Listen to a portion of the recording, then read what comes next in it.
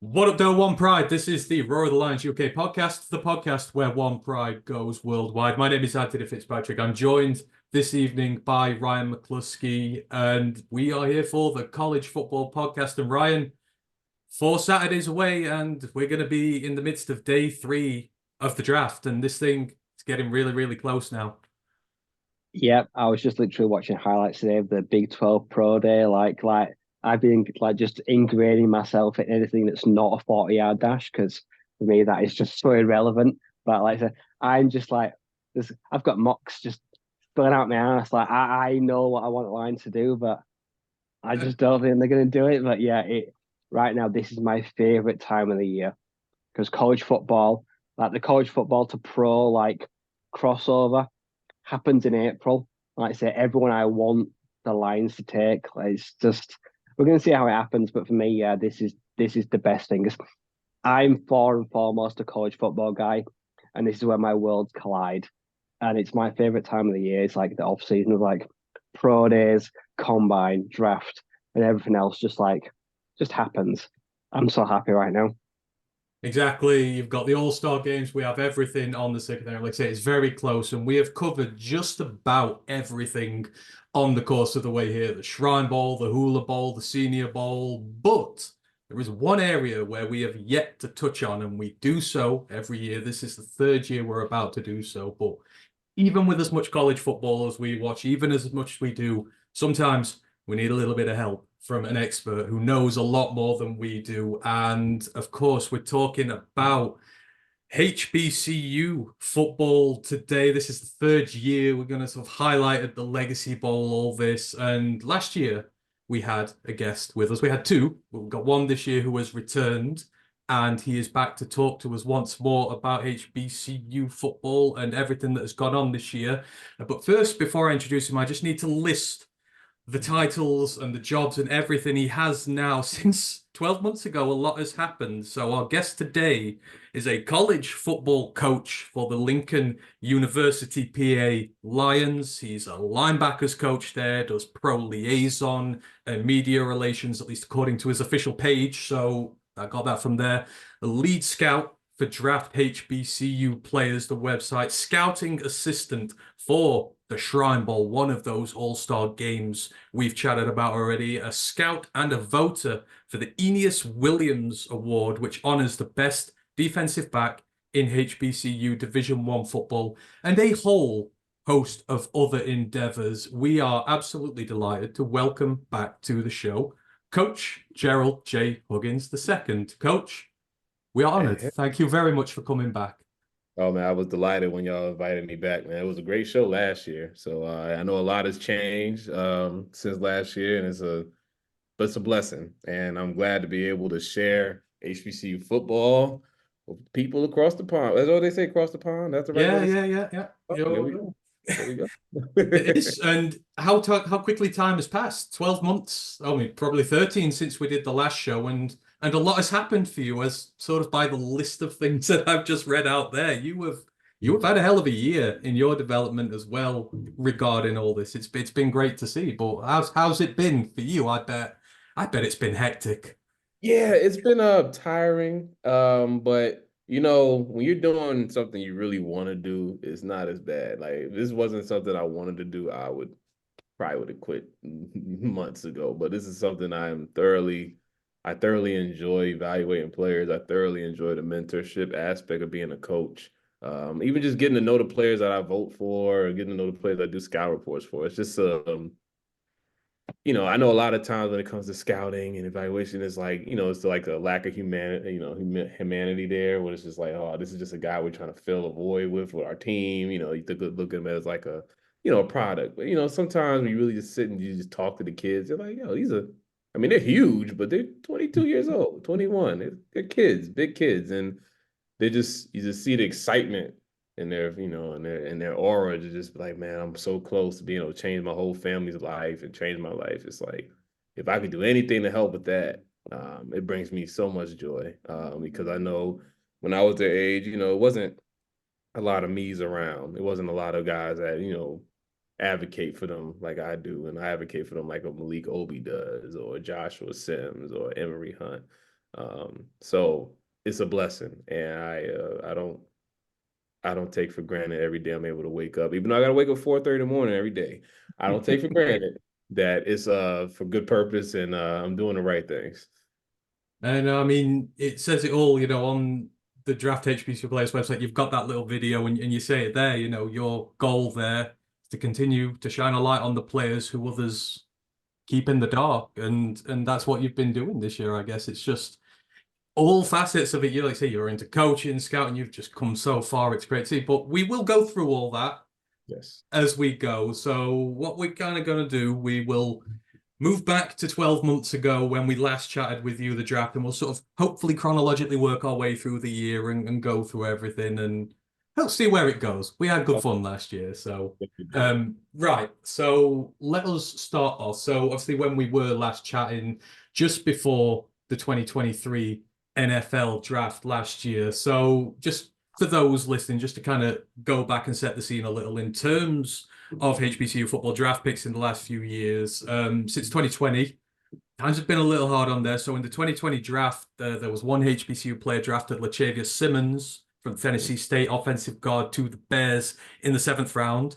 And then in 2021, there were no players drafted from HBCUs at all. But then came last year, 2022, when we were chatting last year anyhow. And that class now has a 2-time Super Bowl winning cornerback, Josh Williams, as he should be known, who went to the Kansas City Chiefs. Jacoby Durant went to the Rams and is playing a lot of football for them.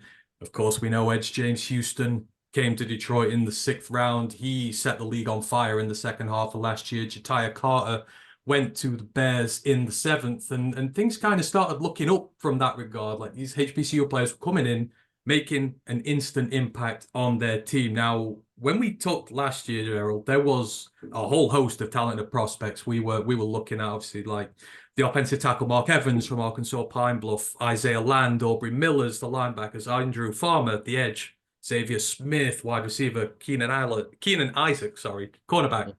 And on the back of all the impact like these HBCU guys in the year before it had, we wondered, would this continue momentum going forward? Would we continue to see the numbers increase or at least stay similar? Would NFL players, NFL teams give them more looks? But then the draft happened and just one player got selected. That was Jackson State defensive back Isaiah Bolden. He went to the New England Patriots with pick 245 in the 7th round. So my kind of first question for you is this, and first part may seem silly, but it's going to line up the second. So when that draft was done in terms of the picks themselves, sort of maybe just how disappointed were you that it was just one guy who got drafted, given the optimism that we had from the previous year's class? And on the back of that, given how much you've done this year in terms of how much you're trying to further the cause of HBCUs, you're going to the Shrine Bowl, did that draft almost sort of enlarge the fire that was already inside you to go, right, something's got to change. These guys are good enough. Someone needs to go out there and expose them and, use that as fuel. Yes, definitely. Definitely when you see guys like Emmanuel Wilson and Isaiah Land come into the league and actually play very well. Emmanuel Wilson played in a playoff game, and he was throwing his shoulder into Greenlaw and Fred Warner and leg drive and pushing them forward. So, you see that. You like this D2 kid that started off at Johnson C. Smith, went to Fort Valley State in a playoff game, getting double team tackled by 2 of the best linebackers in the NFL, and he is holding his own. I mean, and then you look at Isaiah Land, who had guys who I felt, he had better overall career. I mean, he's a Buck Buchanan Award winner. Guys that were drafted ahead of him, even someone on his team that was drafted ahead of him, but he had more playing time than a lot of the guys that were drafted ahead of him as an undrafted free agent. So, but I will say, I know way more about like the true inner workings and like how players are viewed now than I did before. Because now I'm more, with Shrine Bowl, they're teaching me more about that, where it's like, okay, there's certain height, weight limitations there, or hey, if he's this size, we don't know where to put him due to this, or if you have a player who we don't know where to place him just due to his size and what he can play, it's going to be hard to really draft a guy like that. And like athleticism is huge. Like they want the biggest, fastest guys. That's just the simplest answer. They want the biggest, fastest guy at every position. And we know HBCUs for the most part, we produce very good defensive backs, defensive line, and offensive line. That's our calling card. Yeah, you could just start tracking back from now all the way back. Our best players are usually our defensive backs and our trench guys. We have some good linebackers in there too, so maybe I'll include them as well. So for me, I remember I just called Eric Galco one day. I was like, Eric, this is why I want to do this. I want to be a scout. I want to be a scout. And he gave me you sure? I'm like, no, this is what I want to do. He said, it's not an easy business, but it's a very rewarding one. You'll truly enjoy it. It's a lot of work, but it's something that he believed I could do. So he had all the faith in me, and he gave me the opportunity. He's like, okay, yeah, we're gonna do this. You're gonna do the Sun Belt Conference for the Shrine Bowl. What I loved about the Sun Belt Conference, it showed me that there's a lot of guys that didn't have the typical side that you're looking for, but they had all the intangibles. So it really made you scout.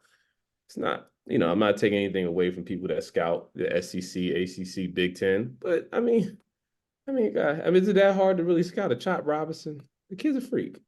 He's a freak athlete. It's like, okay, he's gonna be a good, solid NFL player, bare minimum, just off the athleticism alone. But then you add his technique and stuff. That's why he's projected to be in the top first round. But when you look at a Sun Belt, you look at FCS guys, you look at HBCU guys, you really have to be like, okay, this guy has to have certain intangibles that you may not see due to who he's going against on a daily basis or a weekly basis in a football game, but you really have to have an eye. And I think that is training me very well. And I think my evaluation skills have grown immensely since then. So I think between that and then just being able to, be a voter or a committee member to be, a committee member for the Aeneas Williams Award and being able to talk to Aeneas Williams. And, I want to give a shout out to Mike James for the Oklahoma Sports Hall of Fame for giving us the opportunity. They trust me, they trust my evaluation. They trust my ability to bring players to the table that not only are good football players, but also good young men. And, that's where I was like, man, like people actually care about what's coming out of my mouth. Okay, this is good. It means I'm doing the right thing. So it just kept going from there. And then my boy Zach from Blue Bloods, he reached out to me recently, man. So now I'm a draft analyst with Blue Bloods through the FCS Sports Nation. And it's just like, wow, all these good things are coming. I'm helping these kids like Mikey Victor. I know we're going to talk about him through and through. Mikey Victor, I'll be honest, Mikey Victor was like my 10th rated cornerback going into this season, that was just passed. And, sometimes it just takes a village of people like people reached out, like someone reached out to me, was like, man, just take a look at this kid. I was like, okay, I look at him. I was like, okay, based off his junior tape, I was like, okay. But he's a hard worker. It's going to be a different ball game this season. I said, okay, I'm going to follow him all year. And every week I just saw this 6'3", 215-pound corner just looking like the goods. It's like, oh yeah, we're not going to overthink this. This is a professional football player right here. And I just think between that and, just watching him ascend, like most people did not know about Mikey Victor. And now we're talking about Mikey Victor's in mock drafts, bunch of them. I'm not really the biggest mock draft guy, but I know it's good for content. But the fact that a young man whose name wasn't really in any circles is now, we're talking about 5th round, 6th round. Some may have him 4th. Who knows? This guy was at Alabama Pro Day.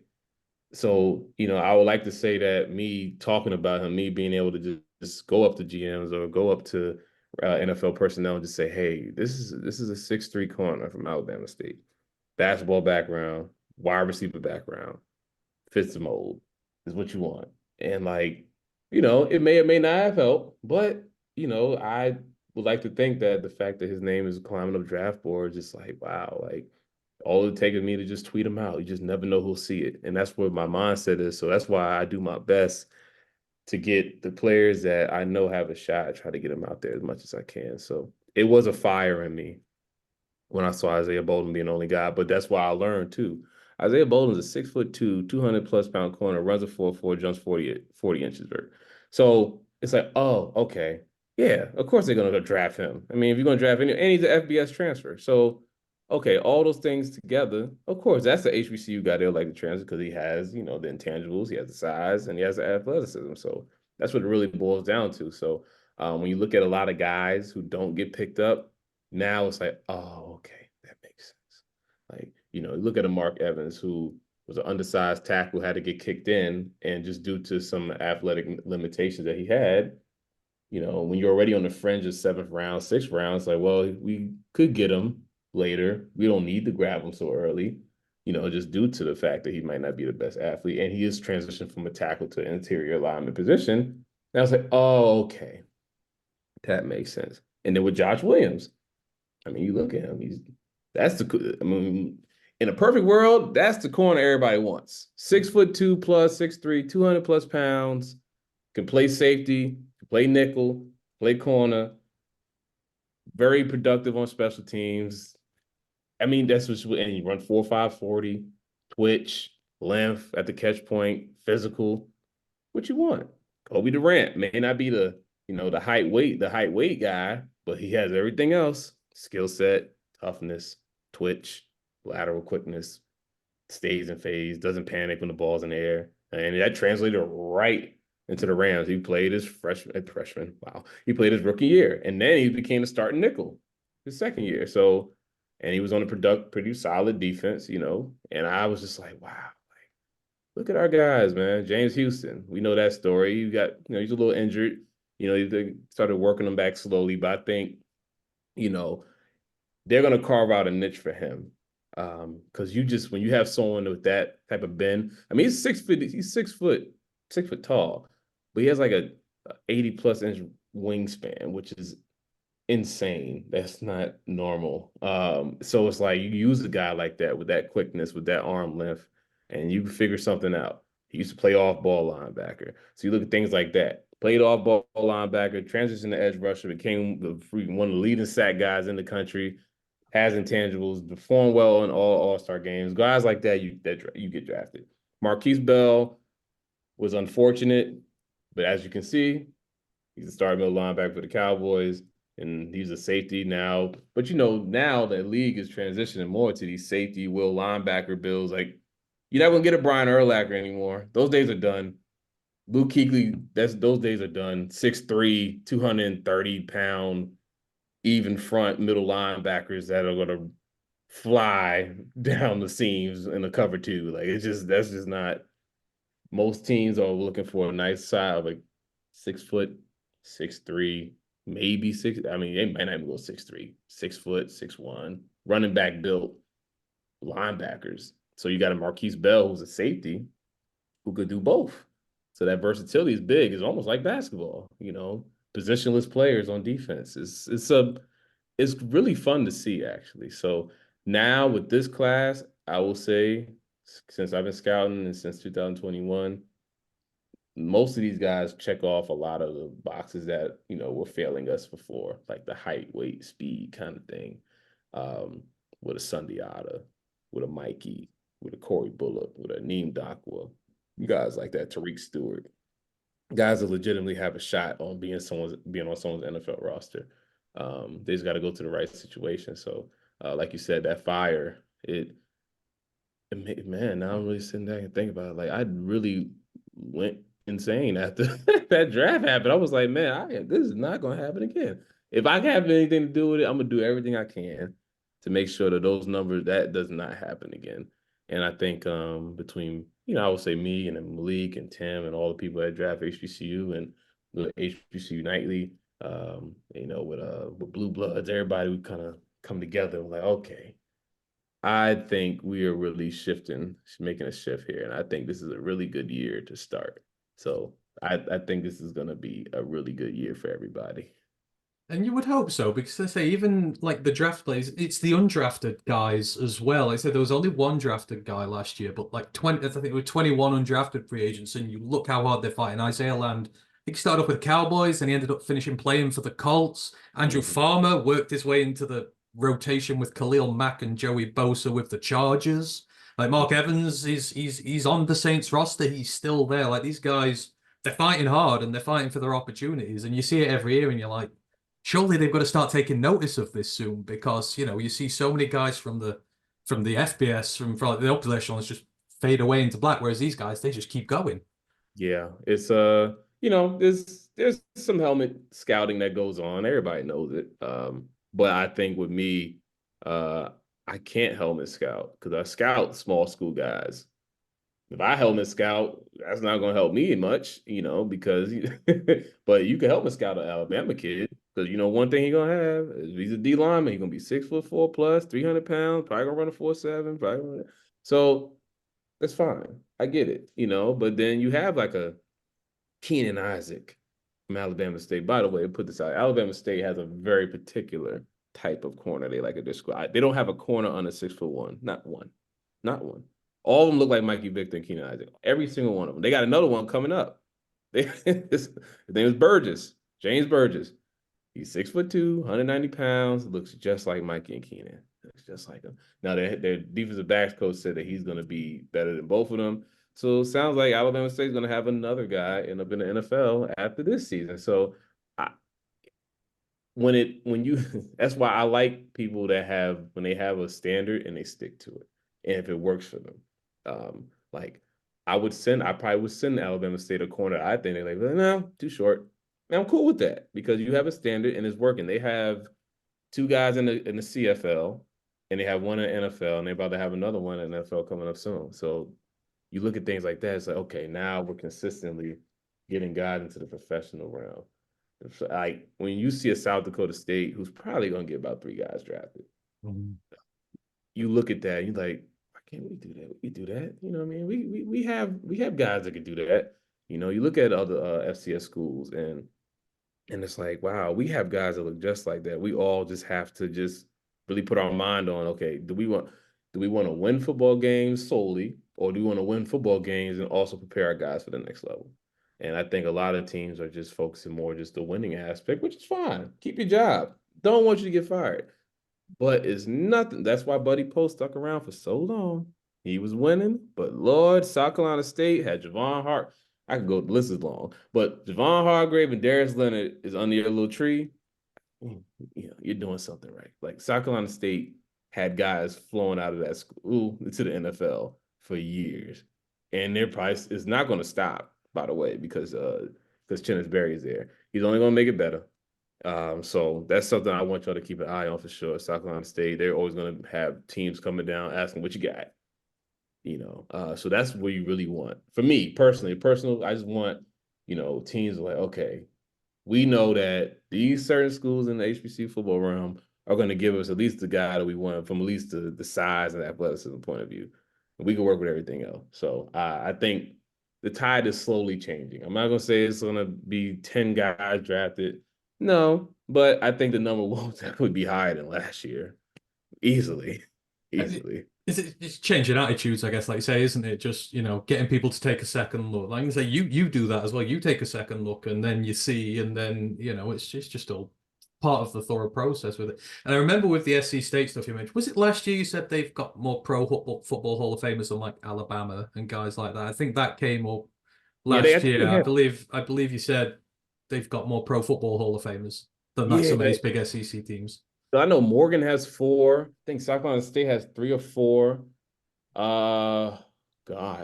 I think who else? Oh man. I think Jackson State has 3. So it's like, man. I mean, but now my biggest thing is now we need more current. Like that's I love the history. I went to school for it. But current, we need to like, okay, from 80s. I mean, the 80s was fine. That was and 70s were our golden era. Walter Payton, Brazil, all those guys. Golden era of black college football. Then 80s, 90s when they started integrating more and more and more. And more black players were going to predominantly white institutions. Okay, but we still were able to crank out Greg Lloyd's and all guys like that from Central State, or you have a guy from Fort Valley, or you have a guy from Virginia Union. Like we had Michael Brim that got drafted from Virginia Union. He played for I think he played for like 5 teams. He played for the Minnesota Vikings, Cleveland Browns, Philadelphia Eagles, And you just find guys like that. You're like, yo, I mean, this could just happen a little more consistently. It could happen, but we have talent. I just want because like Javon Hargrave is on the trajectory to be a Hall of Famer. Um, Darius Leonard has suffered some really nagging injuries lately, but I think he started his first 3 years. He's all pro. I mean, and that's coming right out of South Carolina State. And so, I want in like 2030s, I want to start seeing like, man, we're gonna have some, because of course Robert Mathis is gonna get in.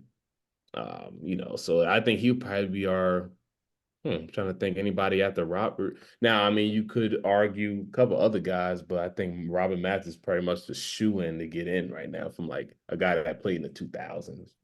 But I just want to see in 2030s, like, hey, we have like HBCU guys that I, either scouted or played with or played against, getting into the Hall of Fame, man, from our school. So it's all possible. I'm very hopeful. I'm very optimistic because the work is being put in. And like to be on a show and I'm be able to talk about this, with people from a whole nother country is a sign that's like, wow, it's getting very interesting. So it's a good thing. And so, well, me and Ryan, we're fans of the other. We love to scout. Like Ryan does a lot in the FCS. I do a lot of the group of 5, 6. Like you say, you see these guys and they're just as talented, but they're helmet scouting, and it's a big problem, isn't it, Ryan? You need to, it needs to change. But this is why we love to do it. You find these guys, and they're just as good as some of their guys from there. But I don't know. Maybe Joshua Williams will get in if he stays at Kansas State with Patrick Mahomes much longer. Duke could have 5, 6, 7 Super Bowls by the time he's done if he stays a starter there. I think Teron Armstead might be the one because Yeah.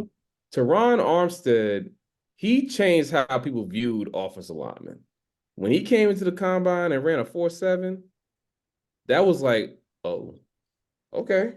He did it. Then you start seeing Lane Johnson, these freak offensive tackles that are running faster than defensive linemen and linebackers. And I think Teron Armstead has been consistent enough throughout his years to be able to at least be in the conversation when his time is up.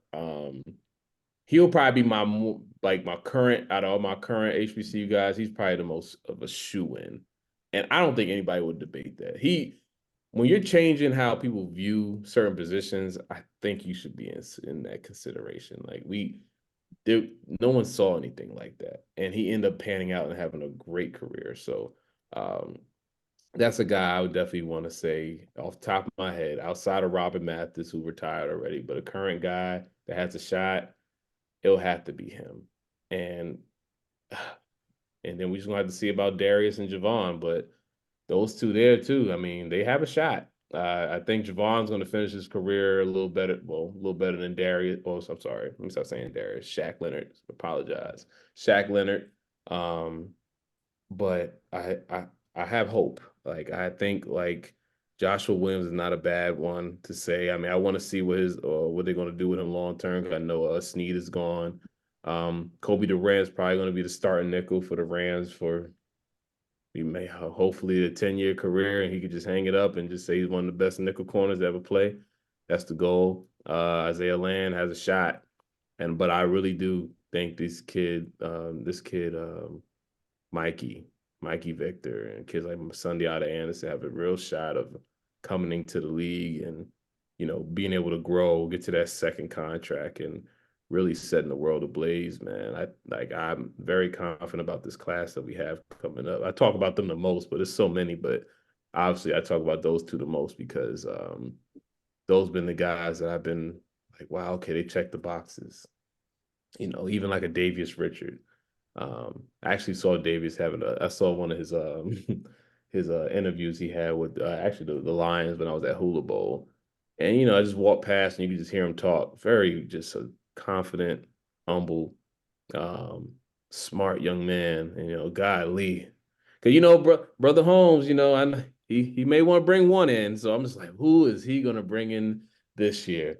And I'm just like, man, Davis Richard, give him a nice PFA, bring him in, let him establish himself, like give him a shot. But you just never know. But I know if any GM is going to give a shot, I know, Omar Khan was going to give an HBCU guy a shot for sure. Brad Holmes is going to give an HBCU guy a shot for sure.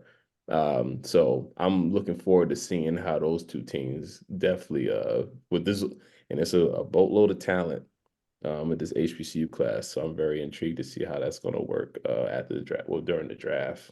Yeah. Is there anything you want to ask regards to last year's draft, Rye, or Well, so since the last time we've spoken, like say 12 years ago, months? NIL was a thing. Well, 12 months. Like, NIL was a thing, but in the last 6 to 9 months, it's kind of got a stranglehold from football to rhythmic gymnastics. It's kind of got its claws in now. Yeah. So, like, regarding HBCU, so on a scale of like 1 to 10, what is the effect it's had on going forward? Any positive, negatives? And you being a scout, what do you say to players that are a cut above the rest? Like, it's a short collegiate career.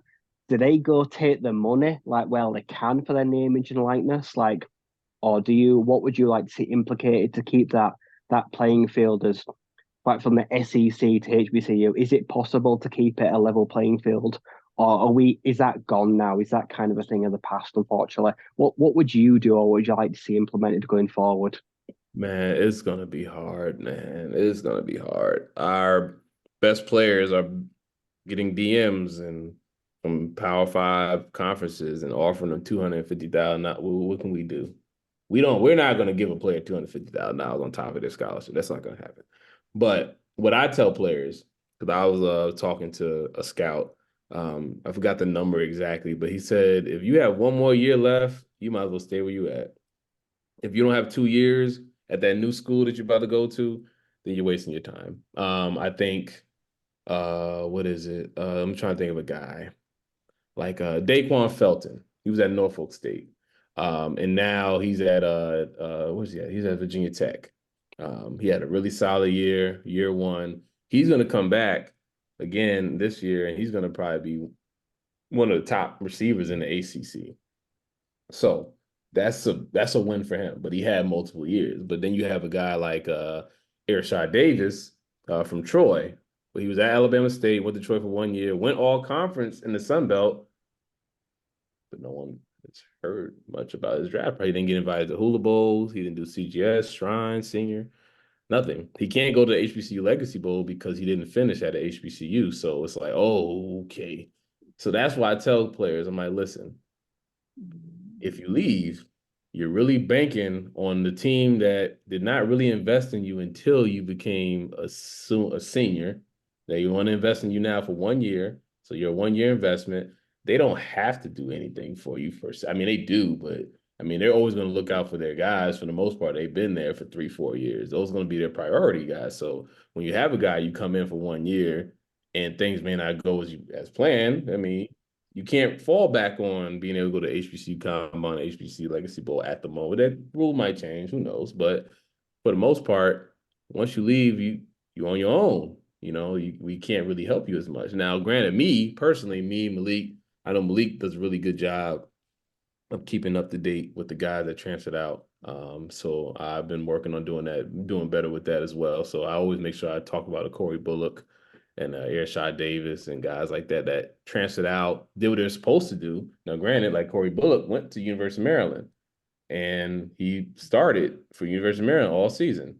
But even with that, you don't really hear much about him in draft talks or anything like that. But I think he's a pretty solid offensive guard at the next level. Big, wide guy, violent, finishing ability.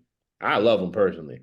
So I think he should, he has a draftable grade for me. Now, I don't mean he's gonna get drafted, but I have a draftable grade on him because, big thing with these pass rushers, I think the best pass rushers are interior guys now.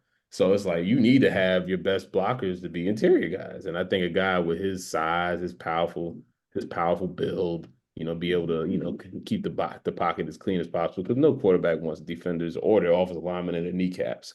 So I would personally, pull the plug on a Corey Bullock, but it's not guaranteed. Now you have guys that stayed, and then they were able to get the HBCU Combine. Now look, all 32 teams were there at the HBCU Combine. We had a lot of personnel at the HBCU Legacy Bowl. So you were able to get that one-on-one. But, hey, you're not going to get that if you transfer out. You got to bank on your school to promote you for one. But are you going to get promoted first? Probably not. Not ahead of the guys that's been there. So I just say, just be smart. Just be smart before you make that decision, because there are a lot of resources that you could have if you were to stay. You definitely only have 1 year left. Now, if you have 2 years left or 3 years left, and I don't know, like you at Bama State and University of Alabama reaches out to you, they give you $400,000, they tell you come and play here for the rest of your 3 years. I mean, I could be mad, but what can I say? The young man probably never seen that much money before. His family probably never seen that much money before. And he can help change his family's life, and he can go play at Alabama for 3 years. Now he just has to make sure that he's playing. So you just go there and you don't play. It's always better to have film. Always. So I will always, me personally, I'm not really the biggest on giving high draft grades to guys who weren't starters, even if they're at a Power 5 institution. I know others are. Cool. That's fine. There's some rotational guys that have been drafted first, second round just because they were from the SEC. I get it. But I think a guy that's been a 4-year established starter with multiple games on their belt from a smaller school could be equally, if not even more productive at the next level than someone who was a rotational guy who couldn't. I mean, if you are at Bama, you're probably not going to start over a lot of guys. So, yeah, you might be a really good football player, but you're just not going to play over certain guys. But I personally see value in someone that has been able to hold a starting position for 3-4 years, even if it's at a smaller school. I mean, it's still football. Things happen. They are bringing people in now, so it's not like there aren't people trying to come in and take your spot. So it's that mental fortitude of like every year you have to fight for a spot in comparison to like, I'm a rotational guy, still gonna go to the league because I'm at Bama, So it's just a different mindset of like, okay, I want a guy that's has that mindset of like, oh, I gotta fight every single day to make sure I get everything I want in life. And I'm not saying the guys at bigger schools don't have that per se, but let's be realistic. It's different. The facilities are different. The coaching is different. The culture of the school is different. The culture of the school when it pertains to football is different. Bama administration loves them some football. Other schools, definitely black college, the admin doesn't love football as much as other schools. They'll accept it, they'll put money into it, but it's not their primary thing. Other Power 5 schools, they're like, listen, what do you need? Here is a blank check. What do you need to be successful? And they're cool with it. That's not going to happen at our institutions for the most part. So with knowing that, you're going to breed a different type of player, a guy that's just like, yo, listen, those give me a shot guys and I'll make the best of it are my favorite guys. And they usually come from the smaller level. I was about to say, so can you sort of separate NIL from your scouting process? Because again, like guys might have lots of different reasons why they move. Some might just want the money, like say, some will do it for their families. You don't know, but can you sort of truly separate it? Like I say, a guy who's been loyal to a small school despite turning down the money, like is that much a bigger thing for you, or can you sort of separate the whole NIL bit away? Leaving for money and leaving because you're just not good enough to play at the school you're at. Two totally different things for me. Some maybe both. Now, me personally, I don't see the point of giving a bunch of money to a guy that was a third string running back at another school. Teach his own. I know Coach Loxley from Maryland, he was talking about like my third string running back asked for money. No. So my basic understanding of this NIL thing was you get money based on how much you are liked, based on your aura, your image, your likeness. That's what name, image, and likeness. So Caleb Williams, that makes perfect sense. He was probably the most marketable kid in college football. That makes Shador. Obviously, why he's one of the most marketable guys in football. He's a quarterback. His dad is Deion Sanders. He took Jackson State 2 straight Celebration Bowls. He ended up going to Colorado. He was throwing for 500 yards. I mean, that makes sense. Marketable. Cool. But everybody's not supposed to get paid. So that's where I draw back. I'm like, okay, so you're leaving because you think you're the guy, but you're not. So you're gonna leave because what? You don't want to fight for your position. You leave because they didn't give you money, but you're a third string running back, third string defensive back. So I'm trying to think, okay, what's going on in your head? What do you really want? Like, do you want to make it to the NFL? Do you love football, or you just love what football can give you? All those are fair. Personally, I you know, you ideally would like the guy that loves the game, but we also know it is a business like it's ever been. This is probably the most power that I believe these players have had probably ever since they really created free agency. Like, this is powerful, man. He's like, you got Caleb Williams, Marvin Harrison Jr., guys that are literally just like controlling their draft process. People have been tearing Marvin Harrison Jr. to pieces because he don't want to do. Why does he have to do it? Look at this film. You know what you're gonna get. Why does he have to run around in a t-shirt and shorts? Like, what does he gain from doing that? The only thing he will lose more than he'll gain. So he doesn't have to do that. So I just think a lot of people take it personal. It's like oh, who does he think he is? Like, he's Marvin Harrison Jr. That's who he is, and he was the best wide receiver in college football the past 2 years. Now everybody has their wide receiver one, two, da, da, da.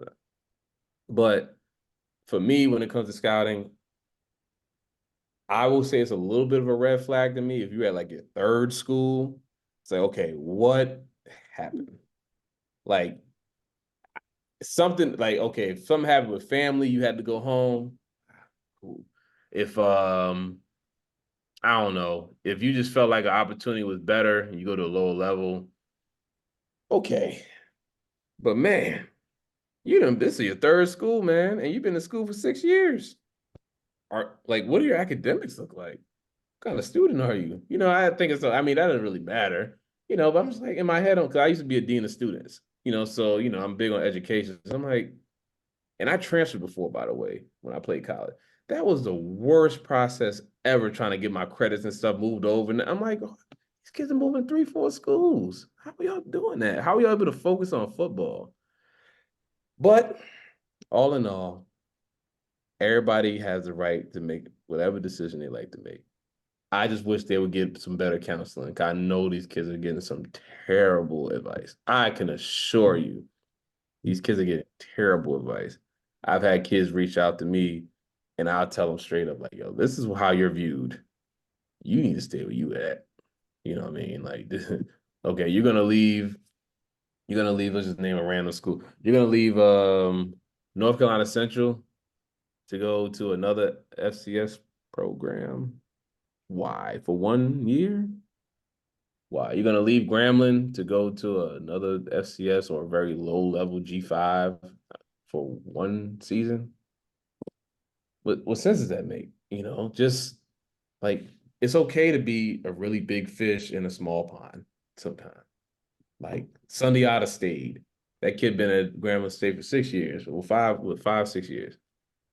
But guess what? His name kept growing. Everybody could say, "Oh, this must be the top guy in HBCU football." But if he would have went somewhere else, you never know. Like Kamari Stevens, he left.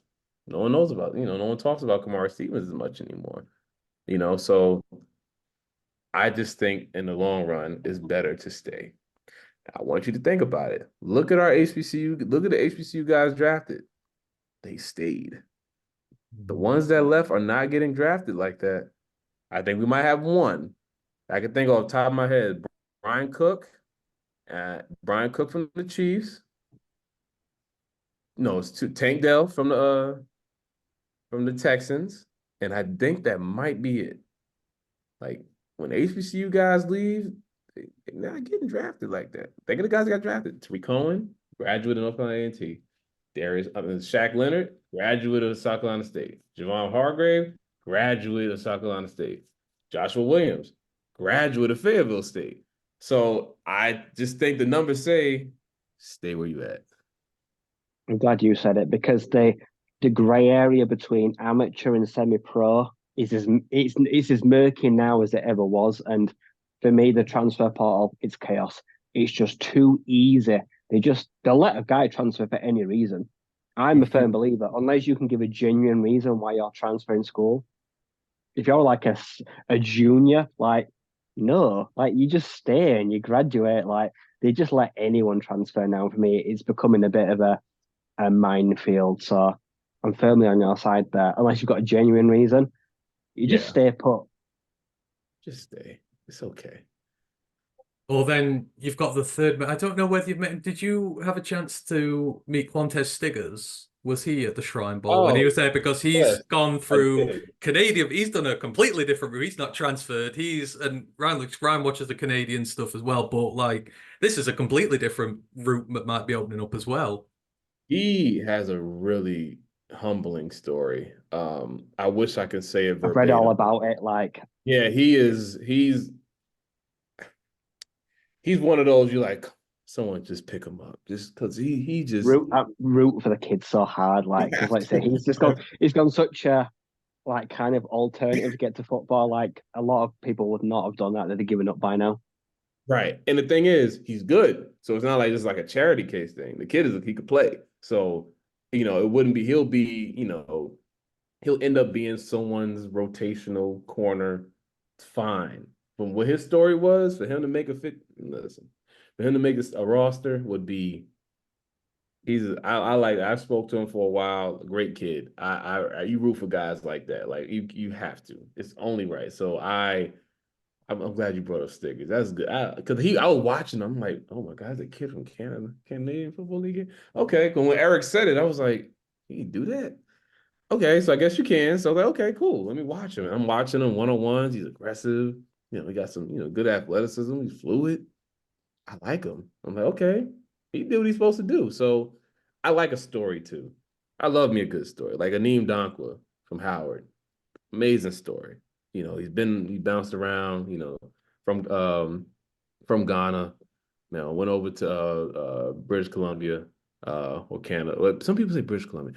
Anyway, went to Canada. And he ended up transitioning to Massachusetts, playing ball, played a little basketball, and now his story is like, hey, he was at Howard University, and he was a four-year player for Howard University, and his draft stock has just climbed, and he's a good kid, and he's been through a lot, and you just root for certain kids like that. So that's the educator in me. Like always, one of my students or my players are just come on, whatever you need, I got you to get you to where you need to go. And when you talk to those kids, man, they just make you believe like, man, things are gonna be okay. So like they give me more hope, just how hopeful they are, and it's just yeah, this is great to hear, man. And that's it. And that's kind of who you're representing, isn't it? This is who you are showing people like these are the guys who deserve the opportunity. So I guess that's where you derive a lot of the pleasure from, like say, the hard work.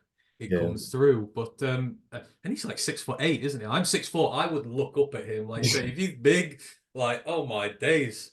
Oh, Like he's huge. He's huge. Like he's 6'8", 349 pounds. He's a big boy. Very, very he has he has some work to do. It's pretty raw in certain aspects of his game. But I think with the weight loss, I mean, he ran a 5'4" 40 at 350 pounds, pretty much at 6'8", which is pretty impressive. My comp for him was a Zach Banner that played at USC. So I'm just like, give him a second, let him develop. I think he'll be a very solid right tackle for you moving forward. But like I said, he's a great kid. He was at Shrine Bowl, and I'm just like at Shrine Bowl, and I have this video that when they all get drafted, God willing, I'm gonna just sit there and just almost boo-hoo because I was looking at these three HBCU kids I've been watching since they were like I've been watching Sonny and Aneem since 2021 when they were babies. Uh, and then you got Mikey, who I've been watching heavily for the past year and change. I'm just looking at them they're walking up the steps and they're just laughing, they're just happy, and they're at the Shrine Bowl. And it's just like, wow, like look at these kids. Like they have a shot. Like legitimately, these kids have a shot. Now when I was at Shrine Bowl a year prior when it was Shaq Davis, Dallas Daniels, oh God, it was Shaq Davis, Dallas Daniels, Mark Evans, I'm missing one guy. Oh, this is bad. Okay, it's gonna come to me. But when you saw those guys, there was like a lot of like gray because it's like Dallas was like average size receiver, but we're not sure about the athleticism and the route running. Then you have Jadakiss Bonds. There we go, Jadakiss Oh, Bonds. yeah. So then you have like a Jadakiss Bonds, who I feel like Jadakiss Bonds deserved to be drafted, but I think he's with the BC Lions now. So that might work out for him, honestly. But you look at those guys, there's a lot of transitional question marks from college play to the NFL.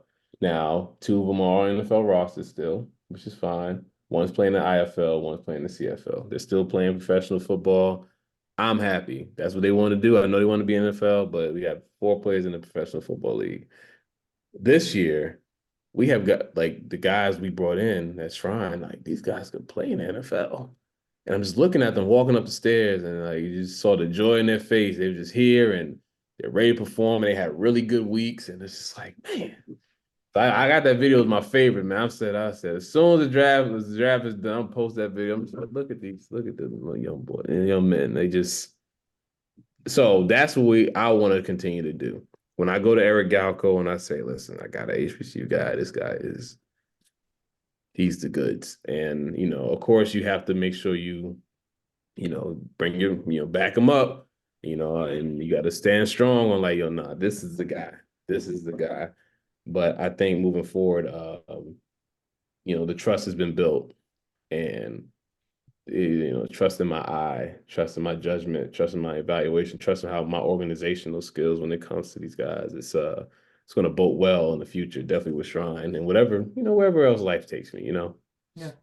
Yeah, absolutely. Right. Well, let's sort of move it on throughout the bit of the year. So we'll talk about a little bit about HBCU football, the season now that went on, the MIAC and the SWAC and the Celebration Bowl, because that was a great game there. But for those watching along, so the two main HBCU football league, you've got the Mid-Eastern Athletic Conference, the MIAC, you've got the South West Athletic Conference, the SWAC. So this year, the MIAC storylines are plenty there. So it's one division. And last year, 2022, the North Carolina Central Eagles, the Howard Bison, and the Howard Bison, they were named co-champions with the same record, despite the fact that the Eagles had like beaten the brakes off them in the regular season, 50-21. Now, NC Central, they went to the Celebration Bowl virtue of the head-to-head. They beat Jackson State, big win for them there. And I remember there was a lot of strong feeling that Howard shouldn't have been co-champions that year, and they ditched the format this year for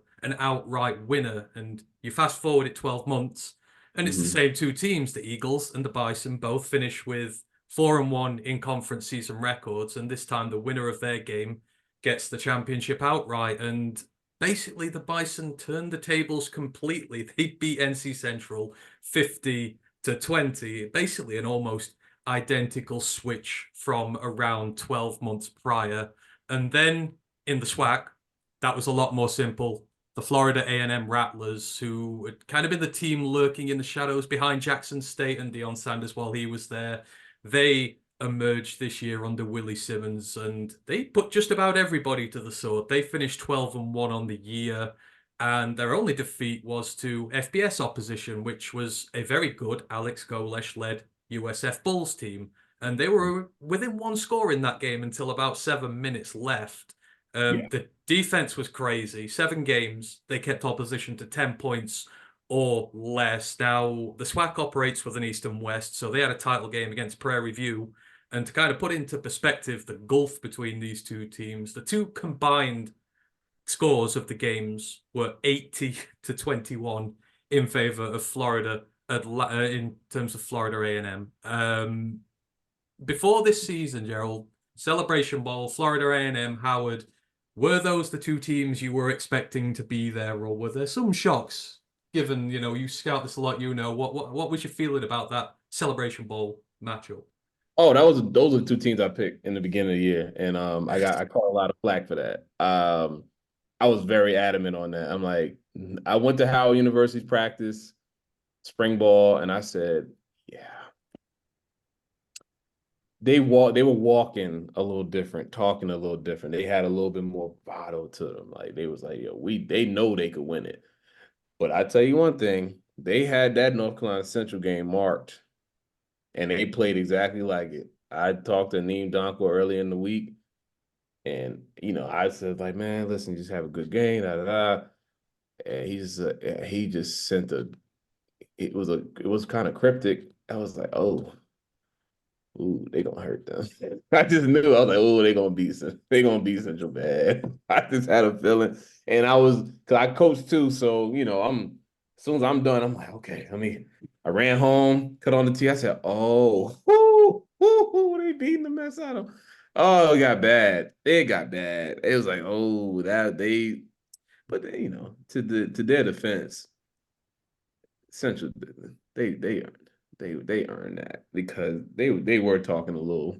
I'm not a trash talker, so that kind of stuff was like when I played. I had a bunch of teammates from Florida. They talk trash. That's their thing. Like all my Southern teammates. Me, I'm not a trash talker.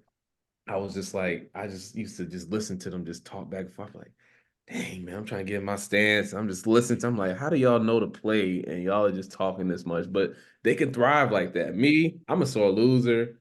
So I know if I talk trash and like I don't come through, I'm just not I'm no one to talk to after a loss. So and I know that. So knowing that about myself, I didn't say anything. So when I see someone, a team talking trash, I'm like, oh God, just grinds my gears. And then Howard just kind of just ate it. Howard didn't say much. They didn't say much up into the game. You didn't really hear them say anything, talk about it on social media, but they had a point to prove, and they proved the point. I just, my dad played in the MEAC, so as a MEAC guy, I would have loved to see him take it home versus FAMU, but I picked FAMU for a reason. They outside of Howard. Now, as you can see, when it comes to like the prospects, Howard has some top prospects in HBCU football, and so does FAM.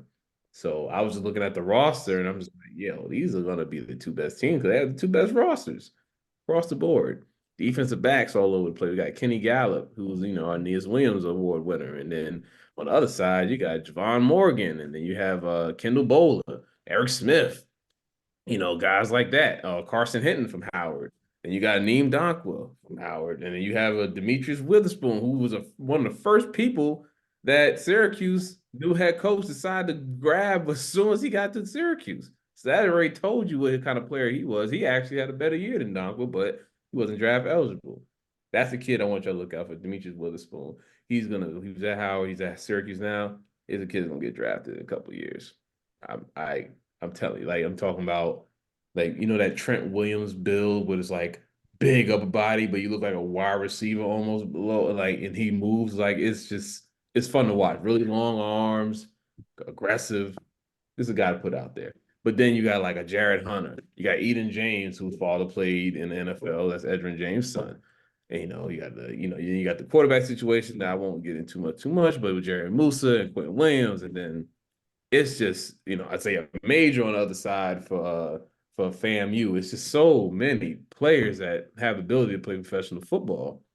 And that's the matchup I wanted to see.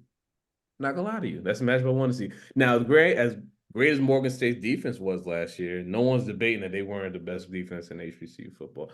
Alabama State may have something to say with it, but Alabama State did not have to deal with the offensive blows that Morgan State had to deal with. Morgan State was keeping their team legitimately in games. Like they were making FBS competition struggle for the most part, except for that what was that Yale game? That was bad. But outside of that, Morgan State, they had a shot. When they had a shot to beat Howard, it would have going to help them get to the Celebration Bowl because Central ended up winning their game versus Delaware State, I believe. But I believe the best team went. The best team went. Howard played a tough schedule. Their out of conference schedule has always been pretty tough. They should have beat Eastern Michigan, for God's sake. They should have won that game. There's a lot of winnable out of conference games they had. That's why I was like, oh my God, they can do this. So I don't see how anybody could have been mad at me about picking Howard. I'm like, no.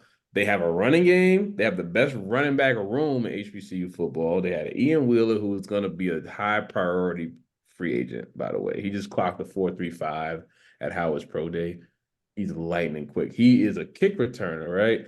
But he's also a gunner on punt and kickoff. So like, not only will he hit 100-yard kickoff return, he's going to go on punt and he's going to be your gunner. He's going to make a tackle and flip and not, and just help flip the field. And he's also a third down back. So, that's a guy I push for him heavily because he's like a guy, Slater. He reminds me of Slater. Probably not gonna get much offensive production, but he's gonna be your core special teamer. He's gonna get his second contract. He's never gonna get in trouble. He's gonna graduate. I mean, he got into med school, by the way, too. So he's very smart. So you just want a guy like that in your organization. So when I look at Howard and FAMU, and I'm just like, when I really sit back, now that you asked me the question, I sit back, I'm like, those are the teams that are supposed to be there. Just due to the prospects, just due to how the teams played. It was a good game. Did Howard let it slip? Hey, listen, did you watch the game, right? Yeah, so I was about to say, and like this is not biased just because you're on the show, but I mean, like we talked about the one last year, NC Central, Jackson State. Like a lot of bowl games feel meaningless, players pull out, but it feels like they really want it because coming into this, everyone said FAMU, they were like a touchdown favorite. Howard. Some people thought were going to make up the numbers. But then you look at the start. You mentioned Ian Wheeler. What he had 3 returns for about 130 yards or something like that on the day. Like the first play of the game, he ran it all the way back to the FAMU 30, I think it was, and then they run the ball over the line. Like they're very strong, very aggressive, and you see it. Like they proper take them back, and then I think Musa got like speared back to 2010 on the next drive. Like they just went after him because he struggled at the start of this game, didn't he? They coughed up the strip sack on him. They scored again. And like they got like 2 scores early, didn't they? And the defense, you just felt if it had a little bit of, if the offense had have not kept them out there so long, because there were 3 picks thrown by the Howard quarter. But I know 2 of them were in garbage time. But it's like you could tell, like Musa eventually got his way in there. But I just loved it. Like Howard's second touchdown, it was a direct snap to a running back. Like they got creative and then they stopped a tush push on their own 4-yard line. You don't see that very often. You talk about the strength of the D linemen. They sort of blew that up, and then FAMU, Florida and they come back. Like their run game, aggressive rushing touchdown, very physical. Then there's a safety. Howard get in like the defense just time and time again made plays. Like you had the pick 6 interception near the end to get them back in it, and like it was impressive. And you're like, they really had to try. Like, and it was just aggressive too. I loved it. I thought it was great. I thought it was a great advert for it.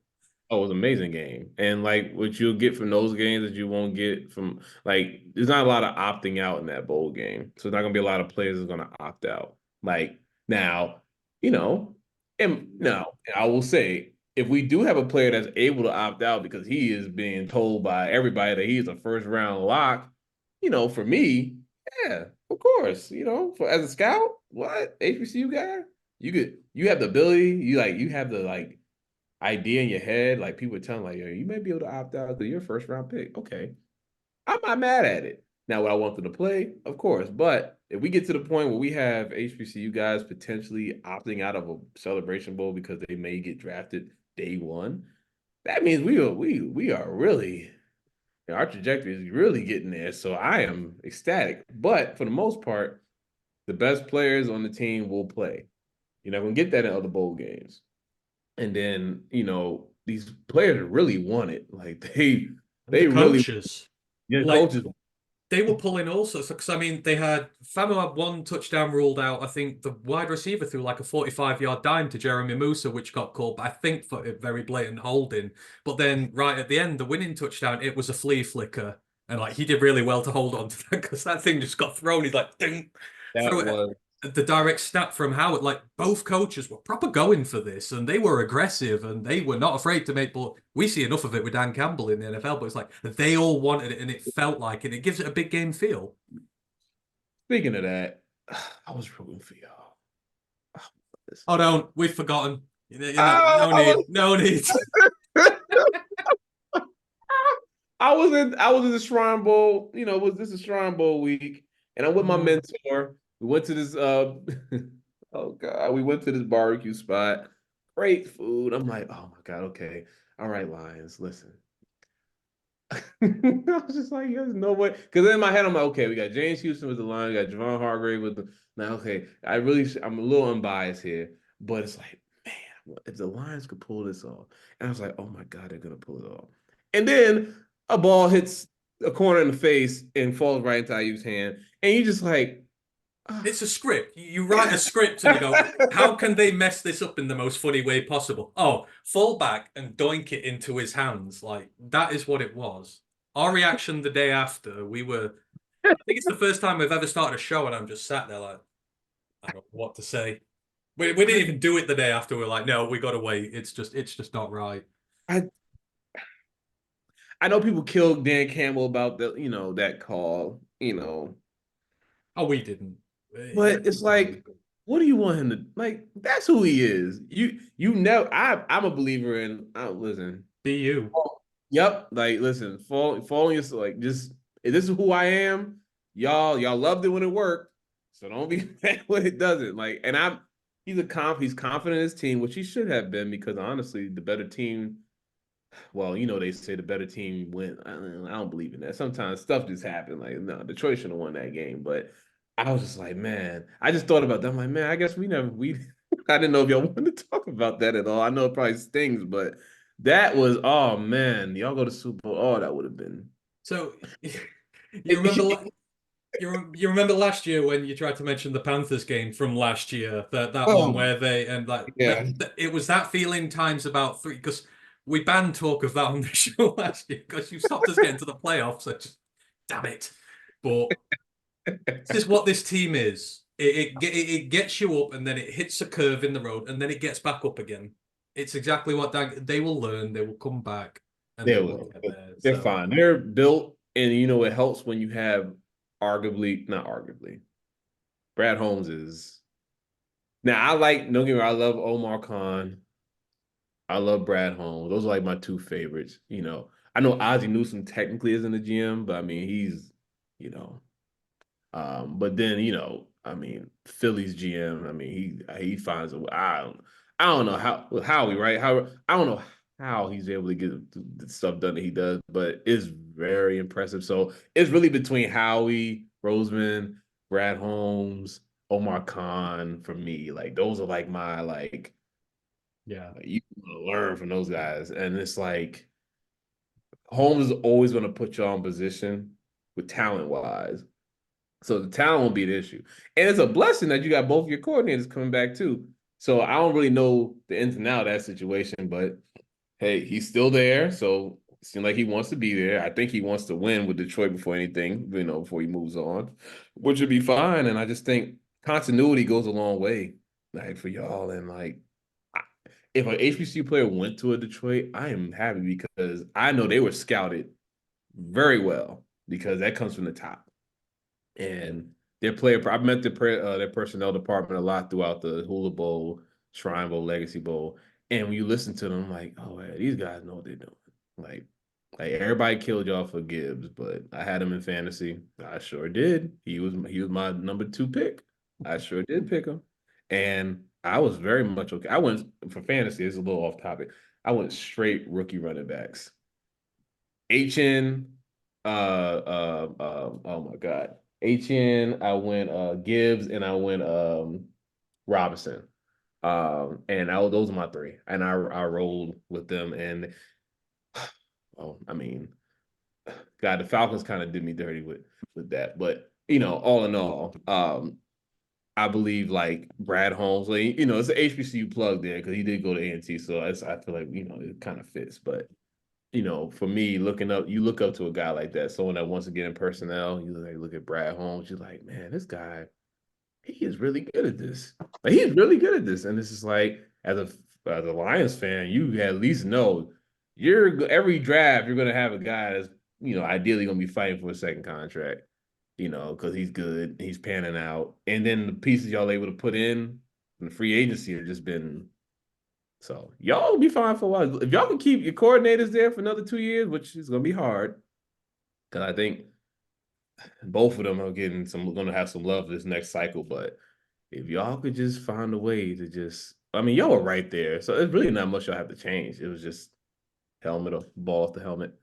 It's not ideal, but it happens. But yeah. Yeah, fast forward us to that, and then we can get over this. That was the just quickly in terms of, because it wasn't quite the end for the football season for HBCU. Then 'cause one team got to the FCS playoffs, NC Central played against the Richmond Spiders. Now Ryan sort of covers all these games there, and the box score looks pretty hefty, but they were what 27 up before just before the half, and then it was like 28 points in answer. But even then, there was still a score in it until about 5 minutes to go.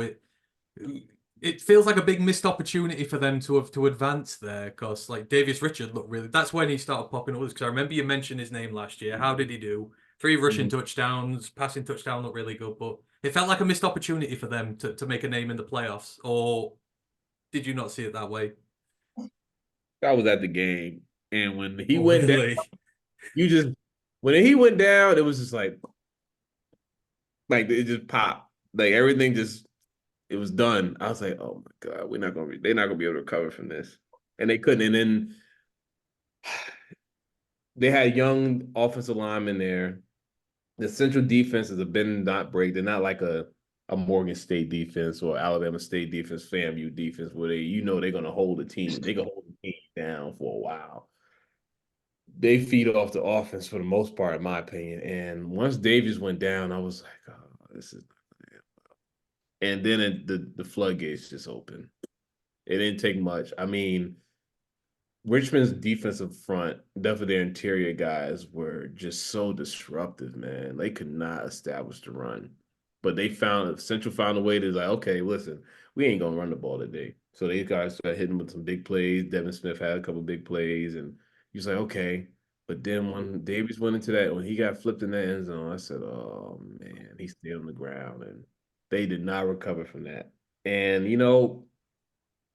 they did have a shot. It was going to be a long shot for them to really they could take a deep run in the playoffs, but we don't really get in the playoffs that often. So, we really have to take advantage of opportunities. But, when you have, that's kind of like the blessing and the curse of being in a conference like the MEAC and having the Celebration Bowl. It's like, okay, yeah, your second team may have the best overall record, but they lost to a 6-5 team when at the worst possible time. So, yeah, I get people upset that Central didn't, couldn't get in, but that's because they didn't win. That's not anybody's fault. But they did have an opportunity to, make up for it in the playoffs. But Richmond just, gosh, it was so hard to watch that one. Being there was tough because, like, man, they had the game. They literally had the game. It just went up in the air. But that just shows how important Davies was to that program. And that's why Davies is a guy that, now probably won't get drafted, but he'll be in someone's camp because, he just has certain qualities. Like people will rally around a Davies.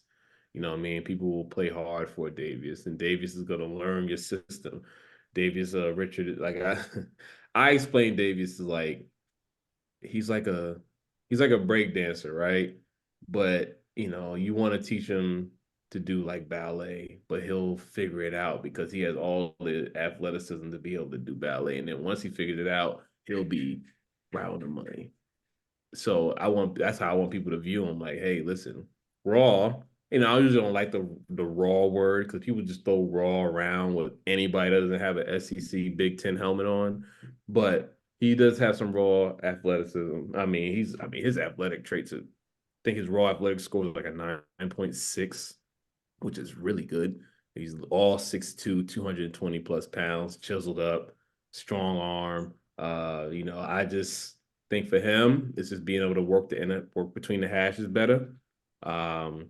For him, getting a little, not so much height on his deep ball, just little things like that. But for the most part, he's a timing guy.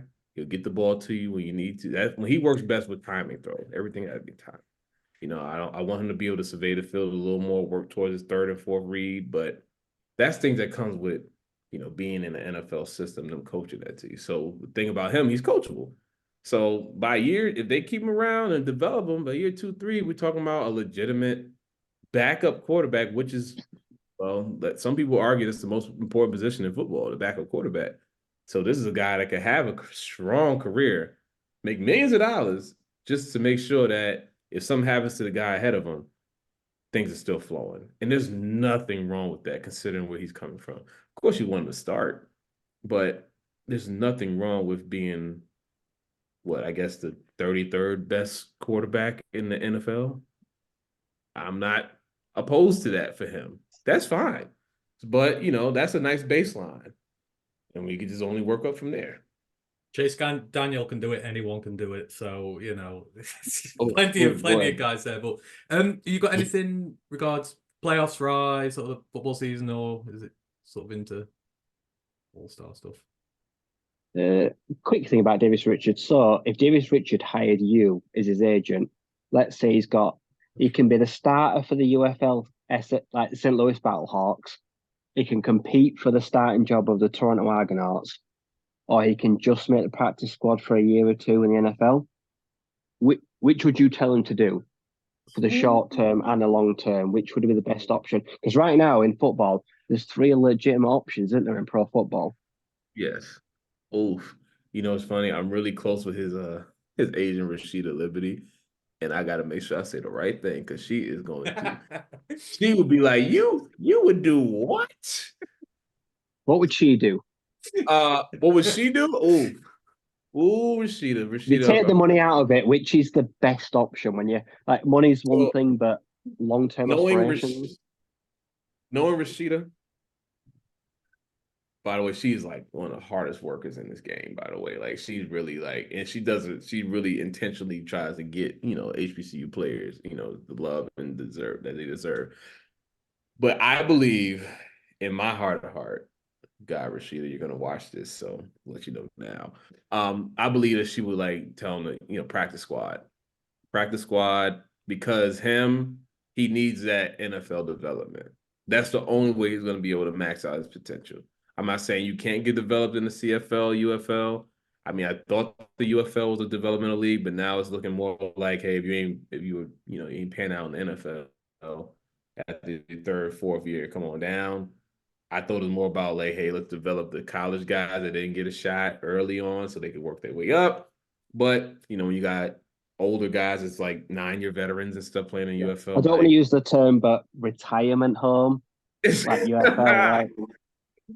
I hope it doesn't turn to retirement home, because, I just think they should just be able to just imagine, I don't know, Davis Richard being the poster boy for the UFL. It's okay, now you gonna have the whole HBCU fan base locked in. I don't think people I know people don't really think, but it's the HBCU fan, but we rally around our guys once they when they go to league, everybody rallies around them. So imagine have that whole fan base. You have the honest, arguably the top quarterback prospect we had since Tavares Jackson.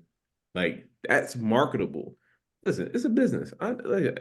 Ability is big, but we all know you got to be able to be marketable too. It's a marketable kid. See, Rashida, I got you. So that's a marketable kid. So it's for him to go to NFL practice squad, you have the top HBCU prospects since Tavares Jackson on your practice squad, you develop him. And if he gets into the game and he produces, what that does for your team, all right. It's sometimes it's bigger than the X's and O's. It's sometimes it's hey, marketability is big. It's just what it is. And there's nothing wrong with that either. He needs to capitalize on being the top HBCU quarterback prospect since Tavares Jackson. You know how long ago that was? Rest in peace to one of our best. But you know how long ago that was? So Rashida would definitely say send him to the NFL. Now, granted, she has ties to everything. So she probably has the wherewithal. She can do whatever she wants. But I think from what I know about her, she will be sending him to the NFL training camp, and he will be on the practice squad and learning, developing, and he'll be just fine. Right, just praying that we don't get an angry letter from Davis Richards' agent now that Ryan's asked that question. But let's. Oh dear. Anyhow, let's move it on. You still with us, Gerald? Yeah, I can hear you.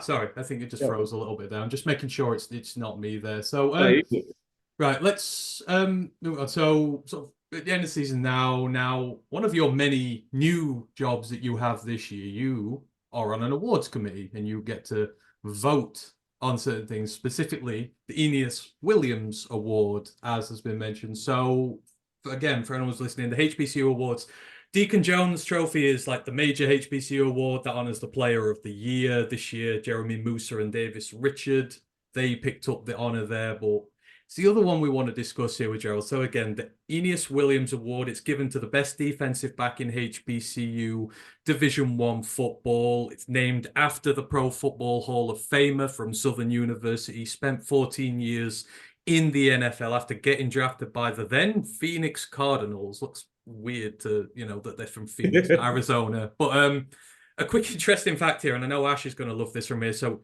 Aeneas, the name, it's actually from Roman Greco mythology. He was a hero of Troy, son of Aphrodite, the Greek goddess. And I know his name is linked to that because he has a brother named Achilles, hero of Greece on the opposite side of the same battlefield to Aeneas. And I say this because we as Lions fans have a vested interest in brothers and mythology because obviously we have Amun-Ra St. Brown on our team and his brothers Equinemius and Osiris, all derived from Egyptian mythology. So we love like mythologically named brothers around here. So I absolutely love that there. But it's a very new award. I think it's been going since 2022. This year has been just the second iteration of it. So first year, North Carolina Central's Khalil Baker won the first award. And this year the honor went to Howard's Kenny Gallup Jr. Now, before I ask you sort of about how you get involved in this, I'm going to ask a cheeky question and see if I can get an answer. Did you vote for him? Oh, Lord. Can you reveal? If you can't, just tell me to go away. I'll not do it, or just wink twice. Lord, no, I can't do it. I can't do it. Don't the Americans say I plead the fifth? Is it I plead the just say I plead the fifth? Do that. That's absolutely fine. No worries. But anyhow, how did that process come around for you? It's sort of getting involved on the panel and like what is your you say you scout players. Do you go out, see these guys, recommend them to committee, or can you put them on there? So how does that work for you? So what I do, I compile my list based on my film. I call around. I've gone to practices before, and I just compile my list to give to the committee members. So them they travel out throughout the season and go meet the young men because they're really big on the character piece. It's actually more character based than performance based. So they want to meet young men that are like just really upstanding young men and I think when it comes to, I really do my research on the young men too. I call around and like, okay, man, what kind of kid is he? This, that, and the third. And if I get the okay from the coaches, the other players around his teammates and stuff like that, then I'll compile my list. I send my list off to Mike James, and then Mike James and the rest of the committee, they'll go out and they'll meet the young men at different games and stuff like that, and then they'll come back to me, be like, and I'm just like, okay, cool. Then they go through, their background checks and stuff like that. And then it comes back to me and, we make a decision on semifinalists and finalists. And then once the finalists, I compile the finalists, I send it back to Mike James, and then they send out the voting card to everybody that's a voter. And then they vote from there. And then, so as much as it may seem like I have, from the outside looking in, a lot of players think I have a lot of power. It's still a voting thing at the end. So like it's mostly people that vote. So it's not as, it's not like I have all the power. I really don't. I know some players really think I do. I'm like, I don't. I just do a lot of the legwork. Me, Malik, and Nooks, we do the legwork when it comes to like scouting them per se. But when it comes to, the character piece, that's really big on like when they meet you and, when they talk to you on the phone or what I say to Mike James and them about you. And then also it just boils down to, hey, it's a vote. It's an anonymous vote. So Kenny was, now I can say it was Kenny Gallup's to lose. it was his award to lose from the beginning of the year. I will say that for sure. And I was like, yo, I told him, like, listen, it's your award. You can literally, go out about the season, not do what you're supposed to do, and it could go to somebody else. But in my heart, if you do what you're supposed to do, I don't see how they won't vote for you. Or kid at Howard, you good young man, good character. You played your butt off this year. So, chances are they will vote for you. But the three guys that we had as a finalist were honestly the three best set. And honestly, two of them are in my top 10 as HBCU prospects. So I think we want to get to that point. With the Thorpe Award, man, those guys got Hall of Famers, all pros, Pro Bowlers. That's the idea I want for the Aeneas Williams Award. I want that to really represent Aeneas. I want them, not only as a character, because Aeneas Williams is a great guy. If you ever get a chance to talk to him one day, great guy. And then, he was just a phenomenal football player with a heck of a story.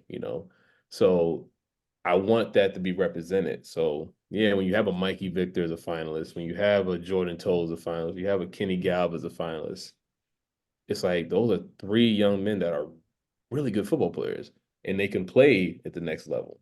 So my idea is, hey, why can't we have guys there that represent the Aeneas Williams Award that are also going to be playing professional football, hopefully at the highest level in the NFL? So like Kenny did everything he was supposed to do to maintain what he had. I don't. There were a couple of weeks where I was like, because Mikey's like, and then Jordan Toles will have that game. I'm like, God, look at Jordan. But then like Kenny he just kept it going. He didn't waver. He just kept slowly ascending, and then he showed better coverage skills. He was, we already know him as a box safety, but he showed really good coverage skills and man coverage, deep third, you name it. Good blitzer, good against the run. I mean, he's a kid that I would say as of right now, if he would have came out this year, he'll be more of a fringe NFL roster prospect. But I think after another year, his mentor is Antoine Bethea. Not a bad guy to have as your mentor, and someone that could champion for you. I think next year he'll have he might have an even better year. And you could also win the Aeneas Williams Award more than once, but I'll put that out there. This is a SWAC's award to win this year. I can say that confidently on this show, and we could come back to this, hopefully not in another year, but we could come back to this next time we speak. It should be someone from the SWAC, hands down. Oh no, you're way too knowledgeable to just go, it's someone from the SWAT. You said to this year's winner that it was his to lose. Like, who are you going up to next year and saying this is yours to lose? I know you know. You don't have to say you voted for them. You can say you could predicted it. You don't have to say you vote for them. That's not violating any rules. Okay, here we go. My top, I'll give you my top three. Okay. So Ron Mallory from Norfolk State, he led the conference in turnovers last year, but he got snubbed for like all conference, which makes no sense. But then we have James Burgess from Alabama State, and then we have God, I'm trying not to be personal favorite, because this kid is, he's Robert McDaniel from Alcorn State. Just look this kid up. This kid looks like a linebacker playing corner. He plays nickel. He plays outside corner. He could probably be a sub package linebacker like Marquise Bell is for the Cowboys. He's gonna test well. When you just look at it again, you're like, God, you look the part. 6'2", 200 plus pounds, chiseled, cut from marble. He just looks the part. So if I had to say I have a favorite, if I had a favorite, it would be Robert McDaniel. But I think the other two, those three, right? Those three combined are like those are the top guys. They had really good years last year. All of them coming back. I was like, man, this is gonna be tough. But I cannot see a situation where that award is not going to the SWAC this year between Burgess and McDaniel. If it doesn't, that's going to be tough because I just don't see it. I know when y'all get a chance, please check those two out. Like James, I'll also even Oh, send we it to you. will. Yeah, We do your recommendations. Don't you worry. We do. that Uh, is one. and Those you've are my just guys. and you've just lighted a fire under every MIAC DB out there next year now. Oh, So you know. I know I did. Jesus Christ. Um, but no, but no, it's still amazing that you're part of that. But anyhow, Yeah. let's move it on. So let's move on to All-Star game season because there's one you're particularly part of. Ryan, Shrine Bowl, ask away. So I love the Shrine Bowl. Like I say, it's one of my favorite games of the year. Like Yeah. it just feels different from the Senior Bowl because like the Senior Bowl feels like guys that are like, right, this is going to sound rude, but like the guys that are like those dogs that are like looking for their like they're a bit older, they're just looking for their like elder parents to look after them like they're going to the NFL. Like the Shrine Bowl is like those are the guys that have forgotten about they're not the puppies, but they're adolescents. Like they're trying to get there, like they're feisty, they're a bit more hungry. Like how did you get onto it? And what do you think separates the Shrine Bowl from other All-Star games? Is there anything like say that just kind of like to you is a bit different, or like you look for in Shrine Bowl prospects that's different from others? So it was July, no, when was it? It was May of last year. And it was after the draft. And I was I was in my at my friend's house in Richmond, Virginia, and I gave Eric a call, and I was just like, Eric, this is I want to do this. Like, what do I have to do to be a part of this? And we talked for a while, almost an hour. Our conversations are never that long, by the way. Everything with Galco is very quick. Yeah, here's a guy. I need this, I need that. It's quick, 5 minutes. As long as we talk on the phone, outside that might be 5, 10 minutes. We don't talk long. It's very right to the point, which I'm cool with, and I like it because not a lot of fluff. But we talked, and he explained to me what the business is like, and if there's something I really want to do, and he gave me some critiques on things he's seen, from me, from my reports, things I posted on Twitter. He's wanted to make sure that because there's a separation between being like a scout and then like doing like the draft Twitter thing. Like it's a difference. Like you can't make the hot takes, and it's not a hot takey thing. You hot taking this in the scouting realm, you ain't gonna be a scout for long. So, he said, I want to make sure he asked me if I'm doing this for like media or I'm trying to be a scout. And I said, I want to be a scout.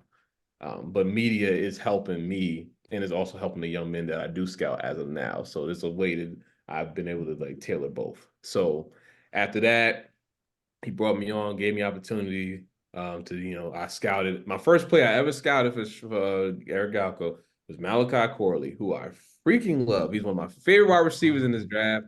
I know everybody calls him Debo. The I'll Yak take it. Master. Yeah, oh God. Like it's like truly a running back after he catches the ball. I love that kid. Now I don't know where he's gonna fall. I would love the Panthers to get him, as a fan per se, because I know, Lord have mercy. I just see he's like imagine because like I'm trying to think of something like St. Brown is he's really dangerous after the catch too. I mean, Corley's not like the polished route runner that St. Brown is, but that after the catch, when you just turn into a bull after the catch, is St. Brown-esque. But really, Corley might be in a league of his own. Like I truly love watching him play receiver. He was the first guy I ever scouted. He probably doesn't know that, and that's fine. Well, the first guy I ever scouted for Shrine Bowl. The first guy I ever scouted for HBCU football who was it? I think it might have been. Oh God, it was God, I can't remember the name. Jared. No, I can't remember the name. But anyway, he'll come to me. But so I ended up getting with Shrine Bowl as a scouting assistant, and I covered the Sun Belt Conference. So like I was saying before, why I like the Shrine Bowl. One, they have a huge history of HBCU players playing the game. I mean, Walter Payton played in the game, Shannon Sharp played in the game. The list goes on. Not only that, I'm a small school advocate, and like they do a really good job of finding those small school fringe day 2, 3 kind of guys that are going to get to that second contract. And it's like the underdog thing. I love the underdog thing. With Senior Bowl, those guys gonna go first round. They're gonna go second round. They may do a better. Now I don't know if it's because of the allure or whatever, but they tend to get a lot more first round, second round talents or whatever. But we know that back half, from that back half of the draft is that's where you win the Super Bowls at. And the Shrine Bowl, since I've been following it, has done a good job of getting those kind of guys to the game and showcasing their talent. So for me, I was like, oh, this is great. I love it. Like this is what I want to be a part of. Like Hula Bowl is another one. They're another one. They showcase the day 3 guys that just like, hey, you're gonna end up being an all pro one day. You just never know. So I always like that. And I guess it's just a personal preference, and I just like that, truthfully, Galco and Shane Coughlin, they just gave me an opportunity that a lot of other people weren't trying to give me. They gave us a partnership with Draft HBCU and Shrine Bowl in 2022 season when we had a HBCU Player of the Week every year. Every week. And it was just like, all it took was a DM. And it just went from there. So I went from a DM to just getting a partnership to a phone call and becoming a scouting assistant. And now, going into this year, I'm a national scout with the Shrine Bowl. I cover the Sun Belt and the ACC. So it's like, ooh, and it's like, this is this is this is like like it's fun. It's just sometimes I don't really have to know how to put into words. So when you ask me like, the difference, it's like that opportunity. I just nobody else is giving me that, and you're grateful for someone to just look at you and be like, you're a little raw with your scouting. Because trust me, when I first started scouting, I'm never going to show anybody my first scouting reports. Oh, them ones in 2021 were terrible. I didn't know what I was doing. But what Galco and Shane and those guys at the Shrine Bowl have been able to do, it helped me like train my eye better and stuff like that. Is truly in debt to them, and it's like I can't wait to see what's going on moving forward for us. So what I hear you saying is like being a scout at the start is like being a, let's say you're a driving lesson instructor. You can be their best friend, like you're teaching them, you're having fun, but then you go to being the driving examiner who gives the test, strictly business. It's I'm not your friend. It's pass or fail. It's kind of like that, and it like you're doing the Yeah, same things, but you go from being their friend to being like, this is make or break, buddy. Like I can't be your best friend anymore. Kind of like that kind of thing. I think you can say that. You can say that. I will say Galgo is very straight to the point, but he's also like he's very helpful too. Like, everybody on the staff is helpful. If I need anything from him, just a different opinion or anything like that. It's never personal. Like we have our cross check meetings, and I might see something that somebody else doesn't see, but it's never like a talk down thing because I was like newer to it. And then like as I started like really getting over. And I'm a rep guy. Even when I played, I'm a rep guy. So I've written over it's like close to 300 scout reports this year. So like now the repetition is just like, okay, now I know what I'm seeing. Now, granted, I will say I'm always honest. Like quarterback is still like I see it, but it's like you just never know what quarterback. It's such a hard position to scout because you just never know. Like they could just end up just and it's just like, wow, like, I saw none of this on film. But for the most part, when you see a dominant D lineman, he done. That's not really that translates so much easier. Like when you watch Javon Hargrave at South Carolina State, you knew that was going to translate. I mean, what did he do? He dominated his FBS, his Power Five competition when he played against Power Five because South Carolina State, they do a really good job of scheduling, so they're always going to play a Power Five opponent. So now you have tape of you going. That's why Kobe Durant when he went against Clemson. 2 interceptions. 1 interception, he's jumping over someone that's almost a foot tall than him and getting an interception. So that it you just know. But all in all, with Shrine Bowl, the opportunity they gave me, like they literally are training me to like look at the guy who may not be the prototype per se, but can this guy still play in the next level? And I started off with Malachi Corley, then I got a Gunnar Britton, who was another guy. I was like the second guy I ever scouted, and then it just went on from there. So it's and like Galco, they look out. You know, if I need anything, truly, if I need help with like any type of like recommendation, anything like that, they always look out. So it's starting to feel very like a really good place to work at for real.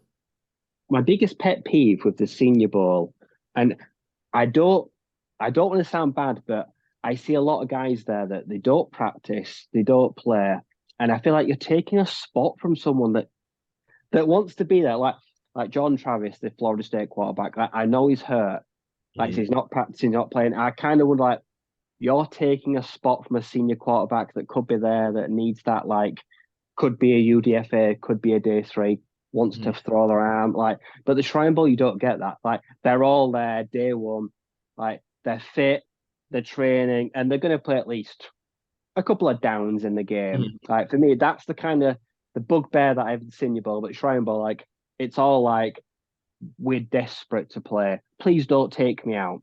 Senior Bowl are like, I'll play the first drive, like 6 snaps. And I'm like, yo, guys, my day's done. Like, give me the hot towel. I just want to go put my feet up. And that kind of irritates me a little bit. I love that about the Senior Bowl. Do you get that though? Like, I can understand it. I think even on, with all bowl games, they're struggling with players trying to like shoot. Even the HBCU Legacy Bowl, we had a guy leave after the first practice. I'm like, you okay? You're not a you're not a for sure draft pick. You may want to stay a little longer. Can you afford to leave? That's the kind of thing. Like, say, like, what are you doing? Like, yeah, it's like, okay, like, but that's what it's going to start transitioning to. I think just for players, I mean, we've seen some injuries in some of these games across the board, and we've seen just players are just, they're just being a little smarter. And these agents have a very strong opinion, and the agents, the players listen to the agent. I mean, they and that, for the good or the bad. Yeah. right. So it's like, okay, I tell people, listen to your agent. This is just my advice. But whatever your agent says, do what your agent tells you to do, because they are way better at that than I am. I am not an agent. I just am a guy that sees something from a different point of view. So if you decide to sit out the game after a long week of practice, cool. My thing is just practice. If you don't play in the game, but I can live with that if you practice all week. Because we all know the scouts really want to see the practice. The game is cool. It's like a little extra, okay, let me see how you compete in a game situation versus the same guys you've been competing against all week. But for the most part, the scouts are there at the practices. They're not at the games as much. So you will see more players sitting out of bowl games and seeing in the Senior Bowl, Shrine, Hula, you name it. You will start seeing it more and more, but you sitting just gives another guy opportunity to show what he got to do. And you know what? That's fine. I mean, I'm never going to slight anybody for making a decision they feel is best for themselves. No. Do what you got to do. But if things don't work out your way due to decisions you make, then you got to be okay with that. You got to be at peace with that. Even when I coach, I tell my players, that's not the technique I told you. But if you decide to not do the technique I told you and you make the play, I ain't gonna say much. But if you don't make that play, just start walking to the sideline. Just look at me. Okay. Come on. That's all I say. If you're gonna freestyle, you want to do what you want to do, that you feel is the best decision you can make, I got you. I understand. But you messed up. So bring your butt over the sideline. Go sit down. You know what I mean? Just wait for me to call you. So that's how I view it even when it comes to scouting. That's why I'm glad I'm still coaching. Because, like, I still have my coaching eye for certain things. It's a different eye. A coaching eye and a scouting eye are 2 totally different eyes. And I think me having both is giving me that versatility, and it will bode well for my future and stuff like that. So In terms of like the Shrine Bowl as well, it was probably doubly good for you because you heard about practices all week, you hear about the players who were doing well, and it just so happened that one of the guys who was getting rave reviews all week was a HBCU player, Sunday Arthur Anderson. And now, so over here, me and Ryan, we're big believers. We watch college, like we're amateur compared to you, but we base it on college tape. Like these all-star games, these practices, they can mean a little, but what the guy puts on tape is the main thing. But you see a guy like Sunday Arthur Anderson go to the Shrine Bowl. He's playing against FBS tackles, FCS tackles, playing as well as he did. Like for you, did you see attitudes towards him change because of how well he did that week, or were people already onto him and how good he could be? You know what? It must have been good to see him first and foremost just show out in front of all these guys. But did it change attitudes towards him from others who might not have been as well acquainted with him? Oh, most definitely. Oh, they loved him. The first day they did the one-on-one best on best pass rush, and he just beat this the tackle from West Virginia, beat him straight bull, just knocked him, came off. I mean, he did everything he did on film. He did there, the hustle, to throw his body around. Now he's 200. He was 240 during there, but he walks around really there at 250. So and the versatility for him to play Sam backer as well, because he's really been a 4-down. Well, they ran a 3-3-5 sometime in his career as well, but he's been like a hand in the dirt defensive lineman. But now, I mean, the versatility to play Sam or be able to stand up in a 3-4 is it bodes well for him, man. They love Sonny. If you had to be there to really like, I mean, people talked about him heavily on social media, which is fantastic for me. I love that. But being there and just hearing how some of the coaches and how the scouts and some of the players would just like put their arm around them, like, oh man, this guy is good. Like, yeah, we if he's here for a reason. You know what I mean? I don't put my neck out for everybody, but Sonny's a guy, that's a stand on the table guy right there because he's just a good kid and he has a very high ceiling. So he just has to go into a situation that's going to be able to utilize his talents the best. And in terms of, because we'll talk about the other HBCU prospects like sort of very quickly. I know we've been going a while, but I'll just chat with you forever and a day. But in terms of like other guys there at the Shrine Bowl, like you say, you find all these good small schools. Like Christian Boyd was another one. We've been infatuated with him for a while. Like, were there any players at practice who took you and you're like, oh yeah, these are the reader. They might be at the Shrine Bowl, but like, were there any that just really wowed you? Well, let's see. Mikey Victor, of course. Christian Boyd, Lord have mercy. Oh, boy, he was good. I was like, yes, you are a potential day 2 guy. Like he looks. I mean, if he doesn't get picked up by the 3rd round, I don't know what's going on. Like that kid is a low anchor, violent, hands always moving, lateral quickness, stout, big frame. Oh, it's perfect 3. You put him at the 1, you put him at 0, put him at 3, 2-eye, 4-eye, do what you need to do. I love him. He's my number 1 interior. Actually, he's my number 1 defensive prospect in FCS football. He's number 2 overall, FCS prospect to me. But he's solid. David White, from Western Carolina. Oh, no one was able to cover this kid through he was at the Hula Bowl and the Shrine Bowl. No one could cover him. Nobody. I'm talking about when he puts his head down and he accelerates, it's bye-bye. Now he does have some wasted movement with a lot of his change of direction, but he finds a way to get open. It's deceptive. It's just like if he starts moving his head this way, you don't know where he does this. This is his thing when he's trying to stack receivers. I mean, stack defenders. He does it, boom, and you just don't know where he's gonna go. But it's very quick. He could sink his weight, drop his leverage, and then break in and out. Oh my God, he was fun to watch. Oh man, who else we got? Oh, Mason McCormick from South Dakota State. Oh, I love that kid. He is so nasty. Oh, he's a nasty. That's why you see why they win, right? There's a bunch of hymns on the team. This is like, oh my God. Like he's a mauler. And guess what I had the pleasure of seeing? Him and Christian Boyd go one-on-one. Oh, it was amazing. Oh, when they went Jesus. against each other. That's what. But see, that's why I like games like this where I can see that. You know what I'm saying? I got to see Sundiata Anderson go against Aneem Dankwa. I got to see Christian Boyd go against Mason McCormick. Where are you gonna get that anywhere else? The top FCS guys just battling. And then not only did they beat each other up, they beat up the Power Five guys over there too. Oh, it was beautiful for a small school lover like me. It doesn't get any better than that. Those are the guys that really just stuck out like that. Like those, like Mason, Christian, those are the guys I say are like third round. Like McCormick could be your starting left guard by maybe by the end of next year. If not even that, he might be able to just plug him in now. Like he's just listen. I get a little excited with certain guys. Like certain guys I just know are gonna be really good football players. McCormick's one of them. Boyd is one of them.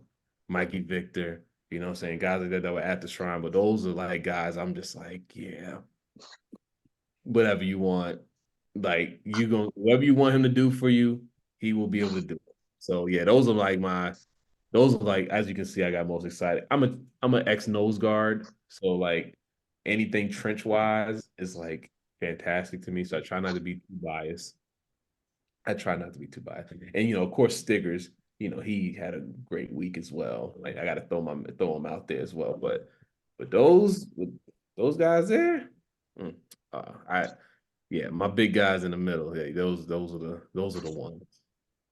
So the reaction on Rye's face there, you're big McCormick, aren't you, Rye? That South Dakota State You team are? was. Oh yeah. See, oh man, I'm glad y'all said he's godly, man. The championship game was just like, oh my God, he's killing people. He's good, That man. Jack Rabbit's class this year, like you say, got him, got Garrett Greenfield, got Isaiah Davis, you got the Yonke brothers, like pretend like like I said, they're going to have a multiple draft picks and multiple priority UDFAs. Like a lot of them are going to be on like practice squads and NFL rosters in a year or two. So yeah, they were phenomenal this year. Yeah, like I mean, it's him, and then you got Sheridan, and who else is like you said, Davis, and then like it's a lot of guys. It's so many guys I could talk about, and I know we running low on time, but I mean, listen, all in all, I just want to say like the guys that were there from the FCS level, small school level, they were there for a reason, and most of them should be on someone's NFL roster next year. And I think a good number of them will get drafted. I don't know the exact number, but the top guys will, like I say, like a Karan from Yale, who's that left tackle should not move that well. Christian Boyd, Jalen Hunt, who else I got? I got a list right here. So I always keep my list on me, just in case anyone break. So like Flournoy, Greenfield, McCormick, Sheridan. Oh, Dylan Loeb from New Hampshire, another One, one. I'm sure about yeah. Like I don't know where they're gonna pick him. I kind of gave him a range between like 5th and 7th round. He might go higher because he does literally everything you want him to do on a football field. So it was like, and there's a guy I want to plug in before we leave. I didn't get to talk about him. Tariq Stewart from North Carolina A&T. If you ain't heard about him, if you ain't get a chance to look him up. This is the nastiest offensive line. And McCormick is nasty.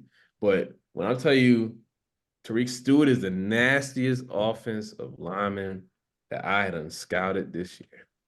And I mean, he wants to embarrass you every time he puts his hands on you, every single time. He's missing tooth, everything.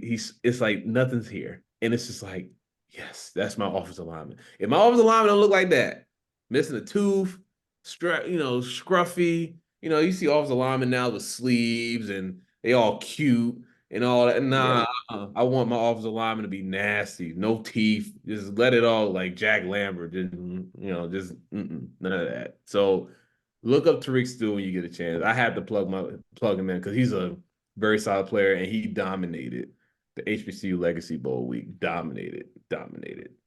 Yeah, I've just realised how long ago, and I'm like, I've not been able to go through half the stuff I wanted to, but it's been good. But just let's quickly plug a few more of these HBCU guys because there are a few. And you mentioned, they're known for the corners, the DBs, and like this class is no different. You've mentioned Mikey Victor, but you've also got Joshua Hayward from Benedict. You've got who's the other one? Willie Drew. We saw him from Virginia State. He was in one of the All-Star He games. was Was in he at the try? Was he at the Senior Bowl? Was he's he? at yeah, he was at the Senior Senior Bowl. Bowl. Yeah, yeah, But he had a it's rough. another talented class coming through though for the DBs.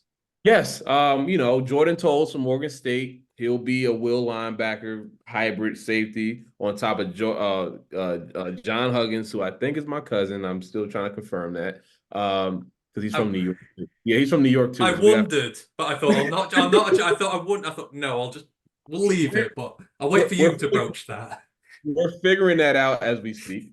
I already talked to my dad. He's trying to figure that out. But John Huggins, he tested. I mean, I think he was like a 4.40, 4.142 shuttle. He had like a 11 broad, a 38 vert. So like he's like a height, weight, speed guy, perfect. Like, and he's like 6 foot, 6'1", 215 pounds. Could possibly be a will linebacker. I think he's a will linebacker, sub package, big nickel, something like that. Javon Morgan isn't getting really a lot of love because he didn't get into any bowl games or anything like that, which is kind of crazy. But he's from FAMU. Just keep an eye out for him. I want to talk about Joshua Hayward just a little bit. So he's not a corner. He's going to eventually be a safety. So think about, he's not like Josh Williams when it comes to like the twitch and lateral quickness, but he is Josh Williams with the length and the physicality. So look at him more like a Marquise Bell kind of sub linebacker package build, but it's like cool that you played corner before. All good, not a problem. So he played corner before, so there are some coverage skills there, but I would like him to be in more shallow zone kind of, short area stuff. Now I think that'll work out for him because he doesn't mind tackling, doesn't mind hitting. So Joshua Hayward is the guy I want to show a little love. I want to show a little love to Corey Bullock. Corey Bullock from he's from the University of Maryland, but he went to North Carolina Central, and then he went for 1 year. He's a young. I think I actually talked about him earlier. So we got Erishad Davis talked about Jablonski Green Jr. He got his feet under him again. He got his weight back down. He looked good from the interior. He's probably gonna be an interior defensive line moving forward. He's got to put the weight back on in the healthiest way possible. He'll be just fine. Marcus Riley is a guy I like as well, receiver, kind of a gadget. Could line him up in the backfield, could line him up in the slot, line him outside. He's a good returner as well. Darian Brokenberg, a guy from Howard University that I like. His comp for me was like a Charles Johnson, possibly could be a 3-tech, could also be a 4-eye, but I think he'll be a long-term 5 technique in an even front, about 6'3", 260. He fluctuates between 250 something and 270. So he has really nice size, and he has I really like his ability. He got nice bend, really strong hands. Make sure I ain't missing anybody. I think for the Is the running back? Is it Ladarius Owens, the running back? Is he yes, the Ladarius. Texas Southern? I think Yes, was it? Texas He was. Yes, he will be a guy I believe will be brought into camp because he just has. I like his vision. He's tough, even though he's small. He's about 5'8", 5'9", 180 plus pounds, but he's pretty fast. Linear speed is there. Not really like a consistent lateral twitchy runner, but he's a one cut and he's gonna go. He does have some pop at the end of his run, so he will be able to finish. Similar like Jarvion Hayward is a more thicker, more robust frame, kind of real muscular, one cut guy. Has solid hands out the backfield. I think he could work a little bit better with his patience and his vision, but he does finish runs at times. I think he's like a guy you bring into camp as well, probably a mini camp guy, free agent. Isaiah Major, linebacker for FAMU. He's like a will, could play in space, short area zone, shallow, uses quickness there. Doesn't mind hitting you. He does really well with contact against offensive linemen, so he could probably be a jack linebacker in a 3-4. But we all know nothing's base defense anymore because everybody runs 3 wide receivers. Everyone runs 11 personnel. Sometimes they don't run 11 personnel. Some run 10 personnel. So it's like, okay, you're going to be in nickel packages. So that's why a guy like Joshua Hayward, Mikey Victor are going to be so big because they're these big outside corners that you're like, oh, wait, he could probably cover tight ends. Kick him inside to the nickel. Now we have a big guy that could cover tight ends.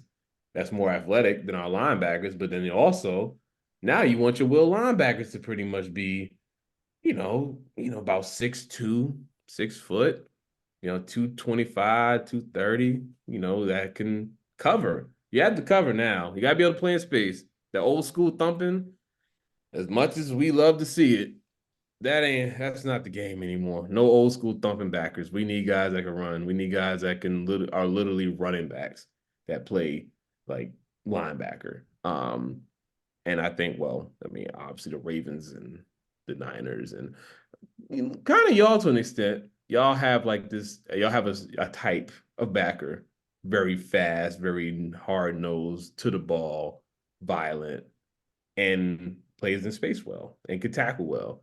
Lewis Matthews, another guy I got to plug in, undersized, but he's just a football player. Football player, about 5'10", 225 pounds, and he is a football player. Some technical stuff they could work on, but when you just see it, you see it. Like the kid is just a football player. So I think if he's not going to end up in someone's camp in the NFL, someone in the CFL is going to love him.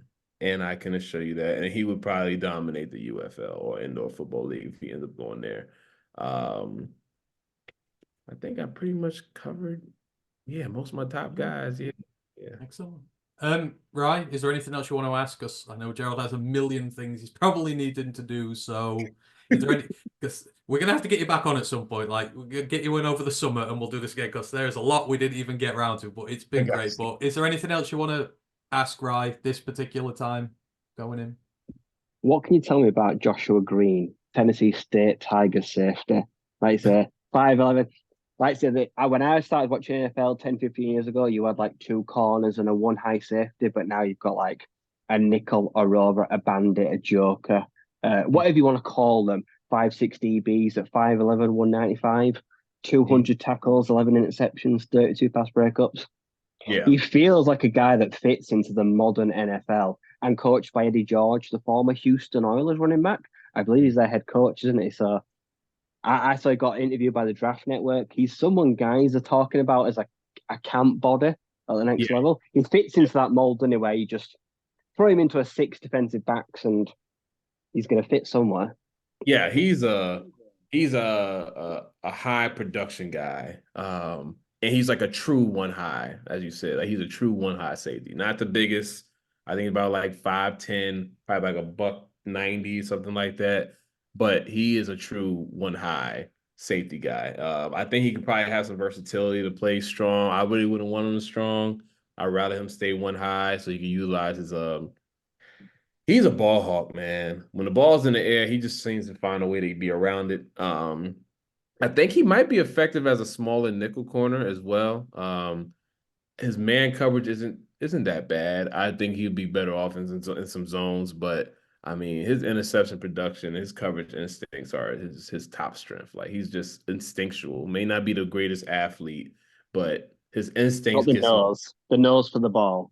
Yep. You know what I'm saying? So his instincts will take him to where his athleticism may not, on sole athleticism. But I'll say for him, just improve his physicality, his tackling, just being a little more fluid in coverage. But I mean, he'll be brought in as a mini camp guy, and he's probably going to get a bunch of interceptions in mini camp and training camp. He might. I mean, he just has a nose for the ball.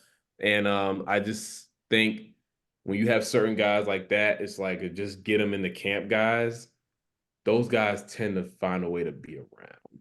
Like you don't just ignore that production. Like you don't ignore all the interceptions he had. There's a reason for a lot of those. And he played against pretty tough competition. So he played in the OVC, it's a pretty tough conference. So it's the strength of the conference shouldn't be, a knock on him, or strength of competition shouldn't be a knock on him. So I think he has a legitimate shot to get into camp, which I have him. That I have him as a NFL mini camp, training camp invite. I think he'll get into camp and he'll make it interesting. And if not, well, let's hope the UFL grabs him and does the right thing instead of trying to keep putting these 10-year vets in there. So yeah, we'll see. So on Monday, because we're doing our draft prospect thing in a minute, we're doing wide receivers. Is there someone you want us to give us a shout out? Maybe you coming into the draft, because we do a lot of small school guys as well.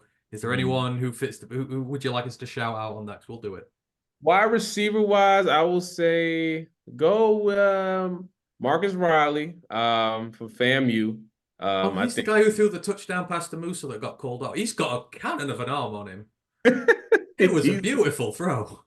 He's an athlete. He's someone I would say because he's versatile. So it's like, okay, we could do a lot of things with him, which is a good thing. So I think that's a plus. I will say him. RJ Mobley from Winston-Salem State is another guy that I would talk about. And I will say Tamon Cook from North Carolina A&T. Those are the three. Tamon Cook is more of a kick returner, punt returner kind of guy. I think he's better kick returner. But I think Mobley has kind of asserted himself as maybe the most intriguing prospect wide receiver wise. This isn't the strongest wide receiver class that HBCUs have had, and I don't know how much better it's going to get because we got to see how the quarterback play is going to be moving forward in HBCU football. It's something that it's in conversations. Like we've been spoiled with the quarterbacks we had the past few years, and it's going to be a little bit of a drop off. But I think if we continue to hit the portal or we continue to mature the guys we bring in from high school level, I think we'll get back to that place where okay, we at least feel comfortable with the HBCU quarterback situation moving forward. But just make sure you check out RJ Mobley when you get a chance. Absolutely, we will do. Thanks ever so much. We've ran a bit over us. We appreciate it. As I say, we could end up talking to you all day here, but please plug your platforms where people can find you. Please, honestly, you will not find any more in-depth coverage on these guys. So you plug away whatever you like. Thank you. I try to keep it simple because I don't remember all my passwords and usernames, but I think for X and Instagram is Coach Huggins, Coach _ Huggins Jr. for both. I will draft HBCU players on Twitter and Instagram and Blue Bloods. That's what I write for with Sports Illustrated. So just check those out. I'll actually send y'all the link as well, so we can you can share out as well. Look at my articles, some of my draft profiles. I actually have a profile on pretty much all the top FCS guys for the most part. I'm still working on some more, but yeah, I'll make sure to send that to y'all. I can send them out and spread the word. Spread the word. It's great, man, to be able to expand the network as far as we can. Oh, we love it. Let's say we love to shine a light to every area of college football, and you do that great with the HBCU. So again, thank you ever so much, Ryan. Is there anything else you want to do before we get off? No, that's it. No. Like I say, we're on the path to the draft now, so I look forward to having a lot of these players' names called. Like I say, we've got Detroit have got visits with Stiggers and the top 30 with Christian Boyd booked. So there's a chance there could be a Lions. Y'all get Christian. That would be amazing. He's so good. He's so good. Good. He really is good. But yeah, I know I get a little long-winded. I get long-winded when we talk about, our guys, of course. So I apologize. We love it. We love it. Don't ever change. That's why we do it. We want people to know as much as physically possible, and it helps though, and you do that. So yeah, it's been absolutely great. And I say, we're gonna have to get you on during the summer, and we can talk football before the season, so you can put these names out there before draft season. I will make sure I get my ass in gear and arrange it properly this time. So you're good. But again, all the best for you, for all your endeavors going forward, because I bet you are just not going to slip. You will always have something going at this point now, scouting, voting, all this. So, but yeah, thank you ever so much. And we really appreciate you being here. So thanks from me and Ryan as well for everyone who's joined in. The Premier I'll probably be in the chat. So if you've got anything you want to ask, we'll send you the links to Gerald's work if you've got any questions about the players. So that's great. But we appreciate you all who are watching. You can find us at Roar Lions UK all over the internet. Just type it in. You'll find us now. We're starting to get some traction in that regards. And you will see us again Monday when we're talking about wide receiver prospects in the draft, days 1 through 3. So we shall see you then. Just remains for me to thank Gerald. Thank Ryan. Have a really good Easter weekend, and we shall see you soon. One Thank you. Pride.